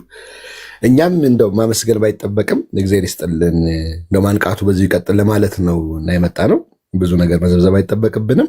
መስመራችንን በዚህ መልክ ማስያዝ አለብን። ዛሬ ምናልባት ሰይፍ ተመዞባቸው የሞቱ ያሉ ሰዎች ሊሆኑ ይችላሉ ያሉት ፊታችንና ራሱ ሲስተሙ ራሱ አሁን እየበላው ያለው ኦርቶዶክሳውያን ቀላል አይደለም በራሱ እና በተደራጀ መልክ በደንብ አጀንዳዎቻችንን እየቀረጽን እንዴት እርስ በርስ አንዳችንን መታደግ አለብንና መቼም ዘመኑ ያመጣብን ፈተና እኛ ተጎንጭተ ነው ቀጣዩ ትውልድ ላይ ነገር እንዳይራዘም ሰማዕትነትም ሞትም ቢሆን መከራም ቢሆን በእኛ ይብቃ ማለት አለብንና ያለው ነገር እንደው የምታዩት ነው። ብዙ አንስታችኋል እናንተ። በየቦታው ያለው ግድያ፣ በየቦታው ያለው መፈናቀል፣ በየቦታው ያለው መከራ ቀላል አይደለም እና ይሄ ነገር በእኛ ዘመን በቃ ልንል ይገባል። እኛ የመጨረሻውን ጽዋ ተጎንጭተን በቃን የማንል ከሆነ የትውልድ ኃላፊነትም አለብን። እንደው የተሰጠንን ማደራ እንደ መዘንጋት ነው የሚቆጠረው። አካልንን ማለቱም ራሱ በራሱ ትርጉም አይኖረውም እና በተለይ ከዚህ በኋላ አካሄዳችንን በዋዛ ፈዛዛ ከማሳለፍ በትምህርት በቃለ እግዚአብሔር በመወያየት በመነጋገር ስለ ቤተክርስቲያን በማሰብ እግዚአብሔር የሰማዕትነትን ስራ ይሰጠን ዘንድ ስለ ሰማዕታት እንማልዳለን ብለን እንደምንጸልየው ሁሉ የሰማዕትነትን ስራ ወደፊታችን እንዲመጣ መዘጋጀት ስለሚያስፈልገን የቃጦር የሆነውን ቃለ እግዚአብሔር ደግሞ መታጠቅ ያስፈልገናልና ከዚህ አንጻር ጠንክረን እንድንሰራ እናንተም እንድታበረቱን እኛም ደግሞ ከጎናችሁ አለን በማለት ባለ ነገር ሁሉ መታዘዝ ስለሚጠበቅብን ነውና እንደው ሰፋ አድርገን እነዚህን ጉዳዮች በዝርዝር ማየት ያስፈልጋል። አሁን በዘመናችን በዚህ በግብር ጉዳይ፣ በዚህ በባንክ ጉዳይ፣ በተለያየ ሲስተም እየተመታ ያለ ኦርቶዶክሳዊያን እየተመታ ያለ እንደው ኢትዮጵያዊ ሰውነት ራሱ ቀላል አይደለም በራሱ እና በየአቅጣጫው ነው ነገሩ። ከሰይፉ በዘለል ራሱ በሲስተሙ በምኑ የተመጣው ነገር ቀላል አይደለምና ይሄንን ዘመን ደግሞ ማለፍ የሚቻለው እጅ ለእጅ ተያይዘን ነገሮችን እየተወያየን የተደማመጠን ስንኖር ነውና ይህን ሀሳብ ለመስጠት ነው። እግዚአብሔር ይስጥልኝ፣ እድሉን ስለሰጡኝ አመሰግናለሁ። እግዚአብሔር ይስጥልን ወንድማችን መምህር ሚካኤል። እኔ እንደውም አሁን ፋሲካው ሲናገር ሁለት ነገር ትዝ አለኝ። በሚቀጥለው ሳምንት ብለን ነበር እዚህ ላችሁ እንደሆነ ሰኞ ቀን ያሳለፍነው ሰኞ ማለት ነው ታላቁ ጋር አብረን ገብተን የተሐድሶ መናፍቃን አሁን ወቅታዊ እንቅስቃሴ በፕሮጀክተር አዘጋጅተን በፓወርፖይንት ለመስጠት አስበን ነበር። እንደ አጋጣሚ ሲነሳ በቃ አጀንዳችን እዛ ላይ ብለን ያቆየ ነው ማለት ነው። ግን አይታችኋል። በቃ ፈተና ሲመጣብን አሁን የነፍስ ጉዳይ ሰው እዚህ እያለቀብን ተመልሰን በዚህ ጉዳይ ደግሞ አሁን እዚህ ብንገባ ርዕስ አጀንዳው እንዳይቀየር አንድ ነው። ተሐድሶ ምንፍቅና ሰውን ሰርቆ ለምንፍቅና መማረግ ነው፣ ይማግዳል። ከኦርቶዶክስ እየቀማ ለምንፍቅና ግዳይ ነው አሳልፎ የሚሰጠው። ይሄም ደግሞ ሰማዕትነት ነው፣ መሞት ነው። እና ርዕሳችን ግን እንዳይቀየር ለማለት ነው ያቆየ ነው እንጂ በወቅታዊ የተሐድሶ መናፍቃን ጉዳይ ብዙዎቹ በተለይ እንደምንሸወደው አሁን በቲክቶክ በሚያየው አገልግሎት ነው እስማም ተሐድሶ እኮ ጠፋ፣ እስማም እድሜ ለእናንተ ይላል። ኧረ እባክህ ምንም አልጠፋም። እንዳውም አካሄዳቸውን ስልታቸውን ቀር በሌላ መንገድ ነው የመጡት፣ አዘምነውት ማለት ነው። እና አንዳንድ ሰዎች እንደምታስቡት ጠፋ እኮ በቃ ተመስገን አሁን ምናምን የለም በጭራሽ። ግን አጀንዳችን አሁን የአዲስ ዓመት ስለሆነ በዛ እንድንበቃ አደራ ምለው ይሄ ነው። ሁለተኛ ነገር ሚዲያ ላይ የምትወጡ ሰዎች ካሁን ቲክቶክ ላይ ለምን እንደምገወሉ እስቲ ስም ብሎ እጃችሁ ያው ስለሚነካው መስለኝ ማለት አንዳንዶች ይመስለኛል እንደዛ እንዲህ ንክት ታደርጉታላችሁ ይመስለኛል። መሀሏን ላይቭ ሲል ንክት ታደርጉና ዝም ብላችሁ የምታወሩት ሰትም ዝም ብሎ ላይቭ ይገባል እንዴ? በምን ርዕሰ ጉዳይ ልታወሩ ስለምን ልትነጋገሩ? በምን ርዕሰ ጉዳይ ለቤተክርስቲያን የሚጠቅም ነገር ነው? ለቤተክርስቲያን የሚበጃት ነገር ነው? ዝም ብሎ ቴሌግራም ላይ ሰው ይጽፋል እንዴ? ምን መልዕክት ያስተላለፍኩ ነው? ለቤተክርስቲያን የሚጠቅማት ነገር ነው? በጎ ነገር ነው የምናገር አይልም። ቢያንስ እየለፉ ያሉ ወንድሞችን ጉዳያቸውን ባናሰናክልባቸው። በቃ ከአቅም በላይ ካየ በቃ መቆጠብ። በቃ ተደጋጋሚ አሁን ነፋሲካው መምህር አሁን ዛማኑኤልም ገብተው ሲናገሩ ገብቼ ነበርና ተመልሼ እንደመናገር ያልፈለኩት ለምንድን ነው እኔ ከዚህም ብብሶ በቃ ኃይለ ቃልም ጭምር አላስፈላጊ ንግግር እንዳልናገር ከዚህ ይልቅ ሚዲያውን እችን ሰሞን ልተዋት፣ እችን ሳምንት ልተዋት ብዬ ካቃታችሁ እንደዛ አድርጉ። በቃ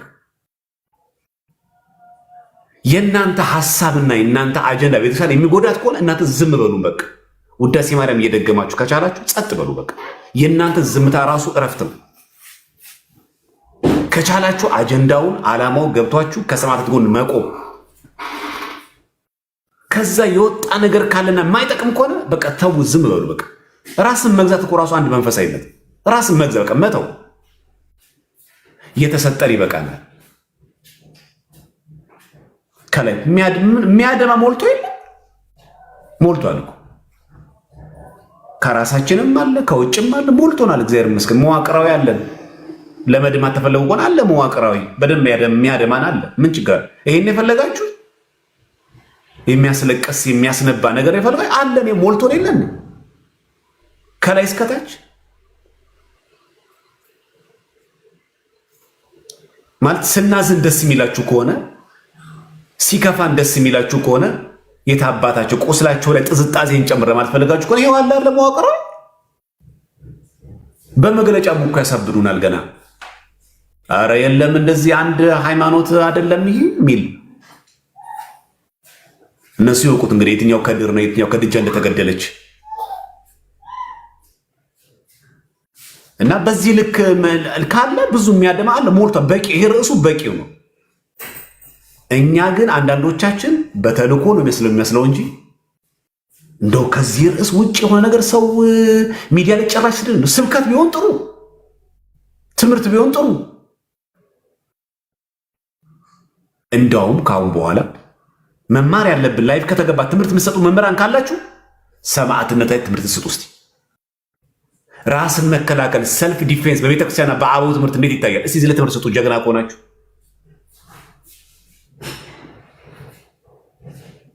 የሰማዕትነት ክብር ቤተክርስቲያናችን እንዴት ይታያል?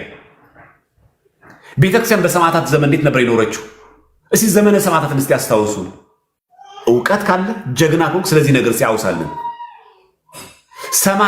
ሰማዕትነትን ምንፈራው ሳይሆን ምንናፍቀው እንዲሆን ሲያርገ ነገረን ሌላ ርዕስ ከምትነግረን ማለት ነው። ይበቃኛል። ዳኒ ይቀጥልና ከዛ መምህር ዛማኑኤል ይቀጥላል። እንዴት ናችሁ? ሰላም ብያለሁ። መምህርዬ ሰላም ብያለሁ። እንዴት ነው? በእውነት አገልግሎትን በጣም ነው የምወደው። እግዚአብሔር ያክብሮት። ሌሎቹም ወጣት ኦርቶዶክሳውያን ወንድሞቻችን በእውነት በጣም ደስ ይላል። እኔ ማለት የምፈልገው የራሳችንም ችግር አለ ብዬ አምናለሁኝ። እኔ አሁን ለዚህ ቤተክርስቲያን መተራመስ፣ ለክርስቲያኖች ሞት፣ ለኢትዮጵያ መተራመስ አንደኛው ምክንያቱ እኔ ነኝ ብዬ አምናለሁ። ምክንያቱም እኔ ምን እየሰራሁ ነው? እኔ ከሌላው የተለየ ምን አይነት ምግባር አለኝ? የቱ ጋር ነው የቆምኩትኝ ብዬ አምናለሁኝ። እና ባጭሩ ምንድነው እግዚአብሔር ልቦና ይስጠን። ብቻ አባቶቻችንም ዝምታን መርጠዋል። ዝምታ ትምረጡ፣ ድምፅ ሆኑ ማለት መሳደብ፣ ማጥላላት ምናምን እንዳልሆነ ማወቅ አለባቸው። ድምፅ እንዲሆኑ በጎቻቸውን መሰብሰብ እንዳለባቸው እና ክርስቲያኖችን ምዕመናንን መሰብሰብ አለባቸው። በአሁን ሰዓት እነሱ ካላነቃቁን፣ እነሱ ተነቃቅተው እኛን ካላነቃቁን፣ አይዟችሁ ካላሉን፣ አይዟችሁ የሚለን አባት ከሌለን እኛ እንግዲህ ከእግዚአብሔር ከመድኃኔዓለም ውጭ ምንም አባት እንደሌለን፣ በእርግጥ እውነተኛ አባታችን እሱ ነው። ተስፋችን እሱ ነው። እውነተኛ ቸር ጠባቂ እረኛችን እሱ ነው። ግን ትልቅ መካሪ አባት ቢኖረን አይዟችሁ ብሎ የሚወጣ ወጥቶ በርቱ የሚለን እንዴ ሰማዕትነት መቀበል። እኔ አሁን እውነት ለመናገር ሰማዕትነት መቀበል ከምንም በላይ ክብር፣ የመጨረሻው ክብር እሱ ነው። ሰማዕትነት የሚቀበሉት እውነት ለመናገር ከነሱ በላይ እድለኛ የለም። እኔ እውነት ለመናገር እኔም አንዱ ብሆን ደስ ይለኛል። ግን ያው የሆዴ ነገር እያሳሰበኝ ይችን ዓለምም ስለምወዳት ያ ነገር ስለሚያሳስበኝ ነው እዚህ አንድ ቦታ ላይ ተቀምጬ የምፈልገውን እየበላው የምፈልገውን እየጠጣው በተለያየ ሰዎች ላይ እጄን እየቀሰርኩኝ እኖራለሁ። ይሄ ተገቢ አይደለም። ራሳችንን ብንመለከት መልካም ነው ብዬ አስባለሁ። ሰው እንዳረብሽ ብዬ ነው። እና አባቶቻችን በእውነት እኔ እውነት ለመናገር ተስፋ እየቆረጥኩ ነው። በአባቶች በኩል እኔ ግልጹን ነው የምናገረው። በአባቶች በኩል ተስፋ እየቆረጥኩ ነው። ምንም መደባበቅ አያስፈልግም። በሃይማኖት መደባበቅ አያስፈልግም። እነሱ የትኛው ኑሮ ነው የሚያጓጓቸው? ለየትኛው ህይወት ነው? አንዴ መንኩሰዋል እኮ፣ አንዴ ዓለምን ንቀዋል እኮ፣ ሁሉን ነገር እኮ ትተዋል እኮ። እግዚአብሔር እኮ ሰማያዊ ክብር እኮ ነው የሰጣቸው። የሰማያዊ ምድራዊ ክብር ነው የሰጣቸው። እሱን ደግሞ በግልጽ ማሳየት አለባቸው። ሰማዕትነትንም እኮ ተቀብሎ አንድ አባት ቢያሳየን እኛም እንበረታለን፣ እኛም እንጠነከራለን። ምእመኑም እውነተኛ ሃይማኖት አለችን ብሎ ምእመኑም ይጠነከራል። በእርግጥ ሃይማኖታችን እውነተኛ ሃይማኖት ናት። በዚህ እኔ አልደራደርም። እና ምንድነው ብቻ አባቶቻችን ቢነሱልን፣ እውነተኛ አባቶችን እግዚአብሔር እንዲያስነሳልን እንጸልይ በያለንበት በተቻለን አቅም እና እንደራጅ። እነሱ ተደራጅተው እየሰሩ ነው። ተደራጅተው በሰፊ እየተሰራብን ያለው ዓለም አቀፍ የሆነ ዘመቻ ነው በኦርቶዶክሳዊ ያለ እየተሰራ ያለው። ኢትዮጵያ ውስጥ ብቻ እንዳይመስላችሁ። ዘመቻው ከባድ ነው፣ ዓለም አቀፍ ነው። እና ይቅርታ በዛውባቸው። አመሰግናለሁ። ይችል ለማለት ነው። እሺ እግዚአብሔር ያክብርልን። አንድ የሆነ ቪዲዮ አይቼ ነበረ፣ ትዝ ይለኛል። አንድ ቪዲዮ አይቼ ነበር።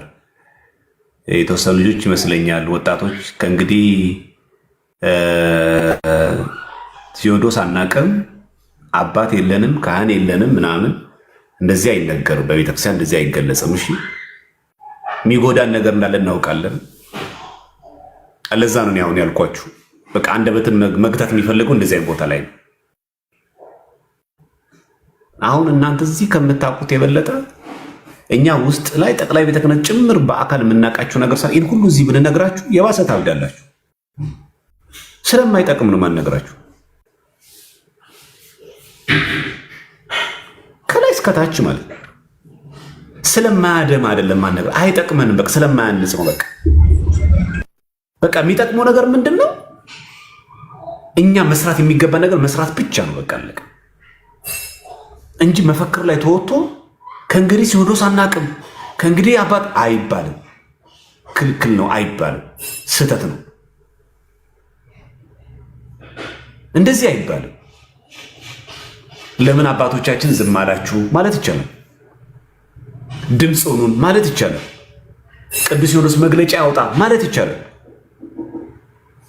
እናንተ ከፊት ለፊት ምሩን እኛ እንከተላችሁ ማለት ትችላለን። ሲኖዶስ አያስፈልገን ማለት ግን አይቻልም። ክህነታዊ ነው አገልግሎታችን። ሲኖዶስ የማይመራት ምን ደሴት ላይ ተቀመጠች ምን አይነት ደብር ነው የምትኖረን? እንደዚህ አይደረግም። በግልጽ ለይተን ስንናገር ለይተን አበጥረን አባቶች ዝምታችሁ ይበቃል፣ ልትናገሩ ይገባል፣ ከፊት ለፊት ቅደሙ፣ ቅዱስ ሲኖዶስ አጀንዳው መሆን አለበት። ቅዱስ ማለት ይቻላል።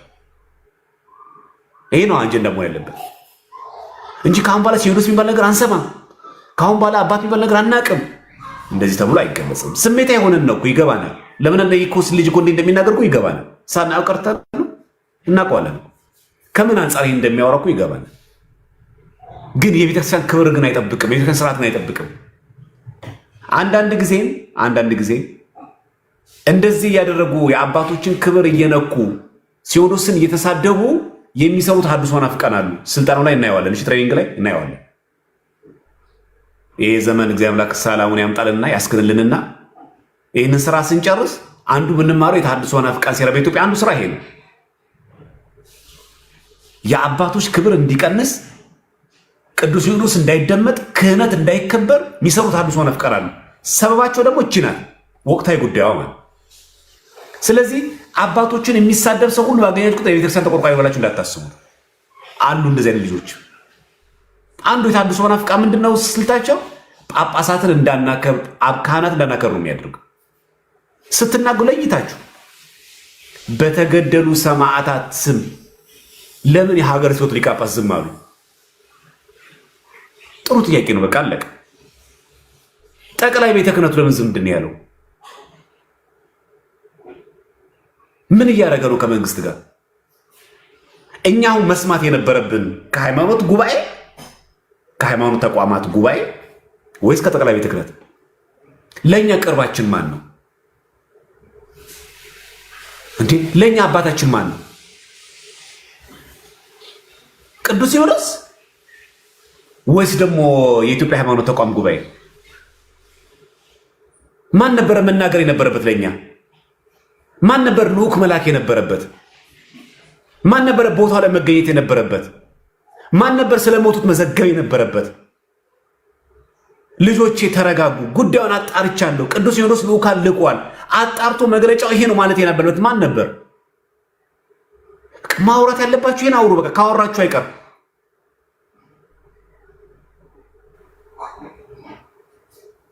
ስለዚህ መባል ያለበትን መርጣችሁ ተናገሩ እንጂ ሲኖዶሱ አያስፈልግም፣ ከእንግዲህ አባት አንቀበልም አይባልም። ክልክል ነው። ማንን ነበር እኛ መስማት የነበረብን? ከማን ነበረ ሐዘናችን በተመለከተ ማጽናኛም ሆነ ድጋፍ መሰጠት የነበረበት? የትኛው እንገበግባል? ፍኖተ ጽድቅ የሚባለው ማህበር ስራ እንዲጀምር ነው እሱ ነው የሚያንገበግበው? ይሄ ደብዳቤ ነበር የሚያንገበግበው ወይስ እዛ ጋ ያሉት? ስለዚህ ስለ አባቶች ስትናገሩ ጥንቃቄ በተሞላበት መንገድ መናገር አለባችሁ።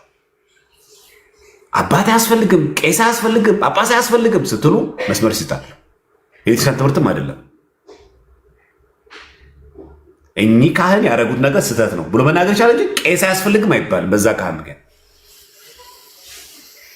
እንዴት አድርገን ቅዱስ ሲኖዶስ እንዲሰማ ጉዳዩን እንዲያጣራ አስፈላጊው ድጋፍ ማጣራት ብቻ አይደለም አስፈላጊው ድጋፍ ጭምር እንዲያደርግ። እግዚአብሔር ይመስገን የገንዘብ ችግር የለብንም። ጠቅላይ ቤተ ክህነት ችግር የለበትም የገንዘብ። እነዚህን ያልደገፍ ማን ይደግፍ? እነዚህን ያላበላ ማንን ያብላ? እነዚህን ያላቋቋም ማንን ያቋቋም? ስለዚህ መርጣችሁ ተናገሩ። ስትናገሩ ጽንፍ የወጣ ንግግር አስፈላጊ አይደለም። እዚህ በደንብ አክትኮ ሎጂካል በሆነ መንገድ ምክንያታዊ በሆነ መንገድ ክብረ ክህነትን በጠበቀ ክብረ ቤተክርስቲያንን በጠበቀ መልኩ መልዕክት ማስተላለፍ ይቻላል። እንድክ እንደ መፈክር ግን ምናምን ይዞ ግን እንደ ፕሮፓጋንዳ ግን አባቶች አንቀበልም፣ በቃ ከእንግዲህ ሲኖዶስ አያስፈልገን አይባልም። በቃ እንደ ሀቢ ጊዮርጊስ ብቻ እንትቀራለን። ከዛ ደግሞ የታድሶ መናፍቃን ቤተክርስቲያኒቷን ሲተገለጥ አብሮ ብቻውን ይቆም። በቃ አለቀ። አብ ጊዮርጊስ እኮ ሲነሳ እና አቡነ ሽኖዳ እኮ ገና 15 ዓመት 14 ዓመታቸው ልጆች እኮ ነበሩ። የዛ ሰዓት ደግሞ የግብፅ ጳጳሳት አብዛኞቹ በሴት ይታማሉ፣ በመጠጥ ይታማሉ። የዛን ጊዜ የነበሩት ፓትርያርኩ ቅዱስ ቄርሎስ 6ኛ ናቸው። እሳቸው ብቻ ነው ፓትርያርኩ ያገዙት። እሱ እናት አባቱ ስለሞቱ ከእናት ከአባቱ በተገኘ ሀብት ነው እና አቡነ ሽኖዳን እና አቡነ ቡሳን የወጣቶች ጉዳይ ሊቀ ጳጳስ የነበሩት ሰብስቦ ያስተማረው። በቃ ብቻ የምትቆምበት ጊዜ አለ። አብ ጊዮርጊስ ብድግ ብሎ ተሐድሶ መናፍቃን እንደዚህ እያደረጉን አባቶች የታላቸው አላላቸው። በዛ ሰዓት የግብፅ ጳጳሳት በሴት ይታማሉ፣ በዛ ሰዓት በመጠጥ ይታማሉ። እዚህ ተሐድሶ መናፍቃን የግብፅ ቤተክርስቲያን ቧጥጦ ጨርሷታል። እነሱ ሌላ ታሪክ ላይ ያሉት በቤተክርስቲያን ታሪክ ይካር በቃ ይፈጸማል ይሄ ነገር። አብ ጊዮርጊስ ግን ቆሞ ከእንግዲህ ጳጳስ አያስፈልገን አላለም። ከእንግዲህ ካህን የሚባል ነገር የለንም አላለም። ባይሆን እውነተኛ ካህናት እንዲፈሩ አደረገ። እንደውም አቡነ ሽኖዳ እኮ ጠይቀዋል እኮ አብ ጊዮርጊስን፣ እሺ አንተ እንዲህ እያስተማርከን ነው በቤትህ፣ የእኛ ጳጳሳት ግን የት ነው ያሉት አላቸው። ምንድን ያለ አብ ጊዮርጊስ? አቡነ ሽኖዳ አንተ ሕፃን ልጅ 14 ዓመት፣ አዎ ትክክለኛ ጳጳስ አጣህ አይደለ? ትክክለኛ አባት አጣህ። በሉ እናንተ ሂዱና ገዳም ገብታችሁ መንኩሳችሁ ጳጳስ ሆናችሁ ሲኖዶስ ግቡን አስተካክሉት። ይሄንን ጥሪ ተቀብሎ ነው አቡነ ሽኖዳ የመነኑት። ይሄን ጥሪ ተቀብሎ ነው አቡነ ሙሳ አብሮ ገዳም የገቡት። ቀየሩታ። መንኩሰው ጳጳስ ሆነው ጭራሽ ፓትርያርክ ሆነው እግዚአብሔር መርጧቸው ቀየሩት። ከተሐድሶ መናፍቃን ታደጓት። ማለት ያለብን ይሄንን ነው። ስነ ምግባር ብልሹ የሆነ ዲያቆን አለ። አዎ አንተ ትክክለኛ ዲያቆን ሁን። አንተ የባስ ቃል ላይ አይደለህ እንዴ? ስለሱ ገልባጭነት ታወራለህ እንጂ አንተ ቁጥር አንድ ገልባጭ አይደለህ። በቃ አለቀ። ያን ሆኖ በቃ አጭበርባሪ ካህናት አሉ። ትክክለኛ ካልሆነ ተገኘ። አንተ እንዴት እንስራ? ደገኛ ካህናት እንዲኖሩ በስልጠና በእውቀት በብቃት እንዴት እናሳድግ? የአቅም ግንባታ ስልጠና እንዴት እንስጥ? እዚህ ጋር መስራት ያለብን እንጂ የሆነ ሰው ብድግ ባለ ቁጥር ለሱ ቪዲዮ እየሰራ የሆነ ሰው የሆነ ባለ ቁጥር እኛ ቪዲዮ እየሰራ ሪቬንጅ እየሰራ ለድረስ ምን ቀይረው? እኛ ከጠየቃችሁ ጠይቁ። በቃ መቼ ነው የምታወራው? ጠቅላይ ቤተ ክህነት መቼ ነው የምታወሩት? ቅዱስ ሲኖዶስ አባላት መቼ ነው የምትናገሩ? የሚሞተው ቁጥር ስንት ሲሆን ነው እናንተ የምትነግሩ? በቃ አለቀ። እንዲህ ነው መጠየቅ ያለብን እንጂ ጳጳስ አያስፈልገንም፣ ካሁን በኋላ ካህን አንቀበልም አንልም አይባልም። ያለ ጳጳስ ያለ ሲኖዶስ ያለ ክህነት የምትመራ ቤተክርስቲያን የለችም፣ ሐዋርያት አይደለችም። ይህም በደንብ ልታውቁት ይገባል። ይችን አጽንኦት ለመስጠት ፈልጌ ነው። ይቅርታ ዛማኑ እንዲያቆመ መምህር ይቀጥሉ። ማርያምዬ እንዴት ነህ? በጣም ደስ ብሎኛል። ሁላችሁንም አይንተ እግዚአብሔር ካህናት፣ ላይካነ ምስጢር፣ ዲያቆናት ጌታችን መድኃኒታችን ኢየሱስ ክርስቶስ በደም ዋጋ የገዛችሁ ህዝበ ክርስቲያን ሁላችሁንም በክርስቶስ ፍቅር ሰላም ማለትን ወዳለሁ። በዚህ አጋጣሚ በእጅጉ እንደምወደው እሱ ያውቃል። ግን በእጅጉ የምወደው ዘማርያም ስላገኘው ደስ ብሎኛል። አይ ቲንክ ትንሽ ቆየ ላይቭ ላይ ከተገናኘን በጣም ነው ማመሰግነው። በዚህ ይህንን ፕላትፎርም አዘጋጅተህልን ለሁላችንም ወቅታዊ ጉዳይ ላይ ኢትዮጵያ ውስጥ የተደረገ ያለውን ግፍ ወተን እንድንናገር ይህን ስላዘጋጀህልን በቤተክርስቲያን አምላክ በሰማዕታቱ አምላክ እጅግ አድርጌ ነው ማመሰግነህ። በክርስቶስ ፍቅር ወዳሃለሁ። ይህን ታውቃለህ። በነጥብ መናገር የምፈልጋቸው ነገሮች አሉ። ምናልባት አንደኛ አሁን ላይ እየተደረገ ያለውን ነገር ለማሳየት ሀሳቤን ይገልጥልኛል። በተለይም በኢትዮጵያ በአርሲ ብቻ አይደለም፣ በሰሜን፣ በደቡብ፣ በምስራቅ፣ በምዕራብ እየተደረገ በክርስቲያኖች ላይ ታርጌትድ የሆነ አታክ በክርስቲያኖች ላይ እየተደረገ ያለውን ግፍ ለመግለጽ አይ ቲንክ የሮም ሰማዕታትን ብናስብ በተለይ ከዚህ በፊትም ተናግሬዋለሁና ሮማዊው ሂስቶሪያን ታሲተስ ኮምፕሊት ወርክ ኦፍ ታሲተስ የሚል አለ። ሂስቶሪያን ነው፣ የሮም ታሪክ ጸሐፊ ነው እና በኔሮን ጊዜ ክርስቲያኖች ላይ ይደርስ የነበረውን ግፍ ሲገልጽ በጣም በክርስቲያኖች ላይ እጅ መጫን ከመብዛቱ ፀሐይ ስትጠልቅ የሚገርማችሁ ነገር ክርስቲያኖች ፀሐይ ስትጠልቅ ክርስቲያኖችን እያቃጠሉ ስጋቸውን እያቃጠሉ እንደ ብርሃን ይጠቀሙ ነበር። ብዙዎች ይታረዱ ነበር። አንዳንድ ጊዜ ለምን አሚን ኦፍ ኮርስ የቤተክርስቲያናችን ቅዱሳን መጻሕፍት ይገልጻሉ ይሄንን ሐሳብም። ግን ማወቅ ያለባችሁ ታሲተስ ክርስቲያን አይደለም። ኦኬ ሂ ኢዝ ጀስት አ ሂስቶሪያን ነው። ግን የማይካደውን እውነት ራሱ በሮም ሂስትሪ ላይ መዝግቦት አልፏል። ክርስቲያኖች ላይ ይደርስ የነበረውን ግፍና እነ ቅዱስ ጳውሎስ እነ ቅዱስ ጴጥሮስ ከክርስቲያኑ ጋር ሰማዕትነትን ሲቀበሉ እንመለከታለንና ያ ዘመን በዘመነ ሮም ይደረገው የነበረው እጅ መጫን ዛሬ ላይ ኢትዮጵያ ውስጥ እየተደረገ ነው። ይሄን መካድ የለብንም። ብዙ ክርስቲያኖች እየታረዱ ነው ያሉት። ብዙ ክርስቲያኖች ህፃናት ልጆች ሰማዕትነትን እየተቀበሉ እግራቸው እየተቆረጠ ነው ያለው፣ እየተቃጠሉ ነው ያሉት። የራሳቸውን ስጋ የራሳቸውን ስጋ የግፋቸው ግፍ ክርስቲያኖች የራሳቸውን ስጋ እንዲመገቡ እየተደረገ ነው ያለው። to this point extremely ጽንፍ በጣም እንዲያው ከህሊና በላይ የሆነ ግፍ ቤተክርስቲያን ላይ እየተደረገ ነው ያለው። ለዚህ ደግሞ አንድ አይደለም ሁለት አይደለም ብዙ አስረጅ ማቅረብ እንችላለን። በፎቶ የተደገፈ በቪዲዮ የተደገፈ አስረጅ ማቅረብ እንችላለን። 6 ቤተሰቦቿን ያጣች 5 ቤተሰቦቿን ያጣች በመካከላችን የምናቃቸው ቅርብ የሆኑ እህቶች ወንድሞች አሉና አንደኛ ነጥብ እየተደረገ ያለውን ግፍ ሪኮግናይዝ ማድረግ ነው። መጀመሪያ ሶሉሽን አፕሮች ከማድረጋችን በፊት we have to recognize the problem። በቃ ግፍ አለ ኢትዮጵያ ውስጥ፣ ክርስቲያኖች እየተገደሉ ነው። ምክንያቱም አንዳንድ ሰዎች አሉ ቀለም የሚቀቡ የሆነ around the bush ይላሉ ምዕራባውያን፣ ዙሪያ ጥምጥም የሚሄዱ ኧረ እንደዚህ ነገር የለም አለ። እንዲያው ማየት ፈልጋለሁ የሚል ሰው ካለ ቴሌግራም ግሩፕ ላይ የሚጨፈጨፉ የሚታረዱ ለጅብ የሚሰጡ ክርስቲያኖችን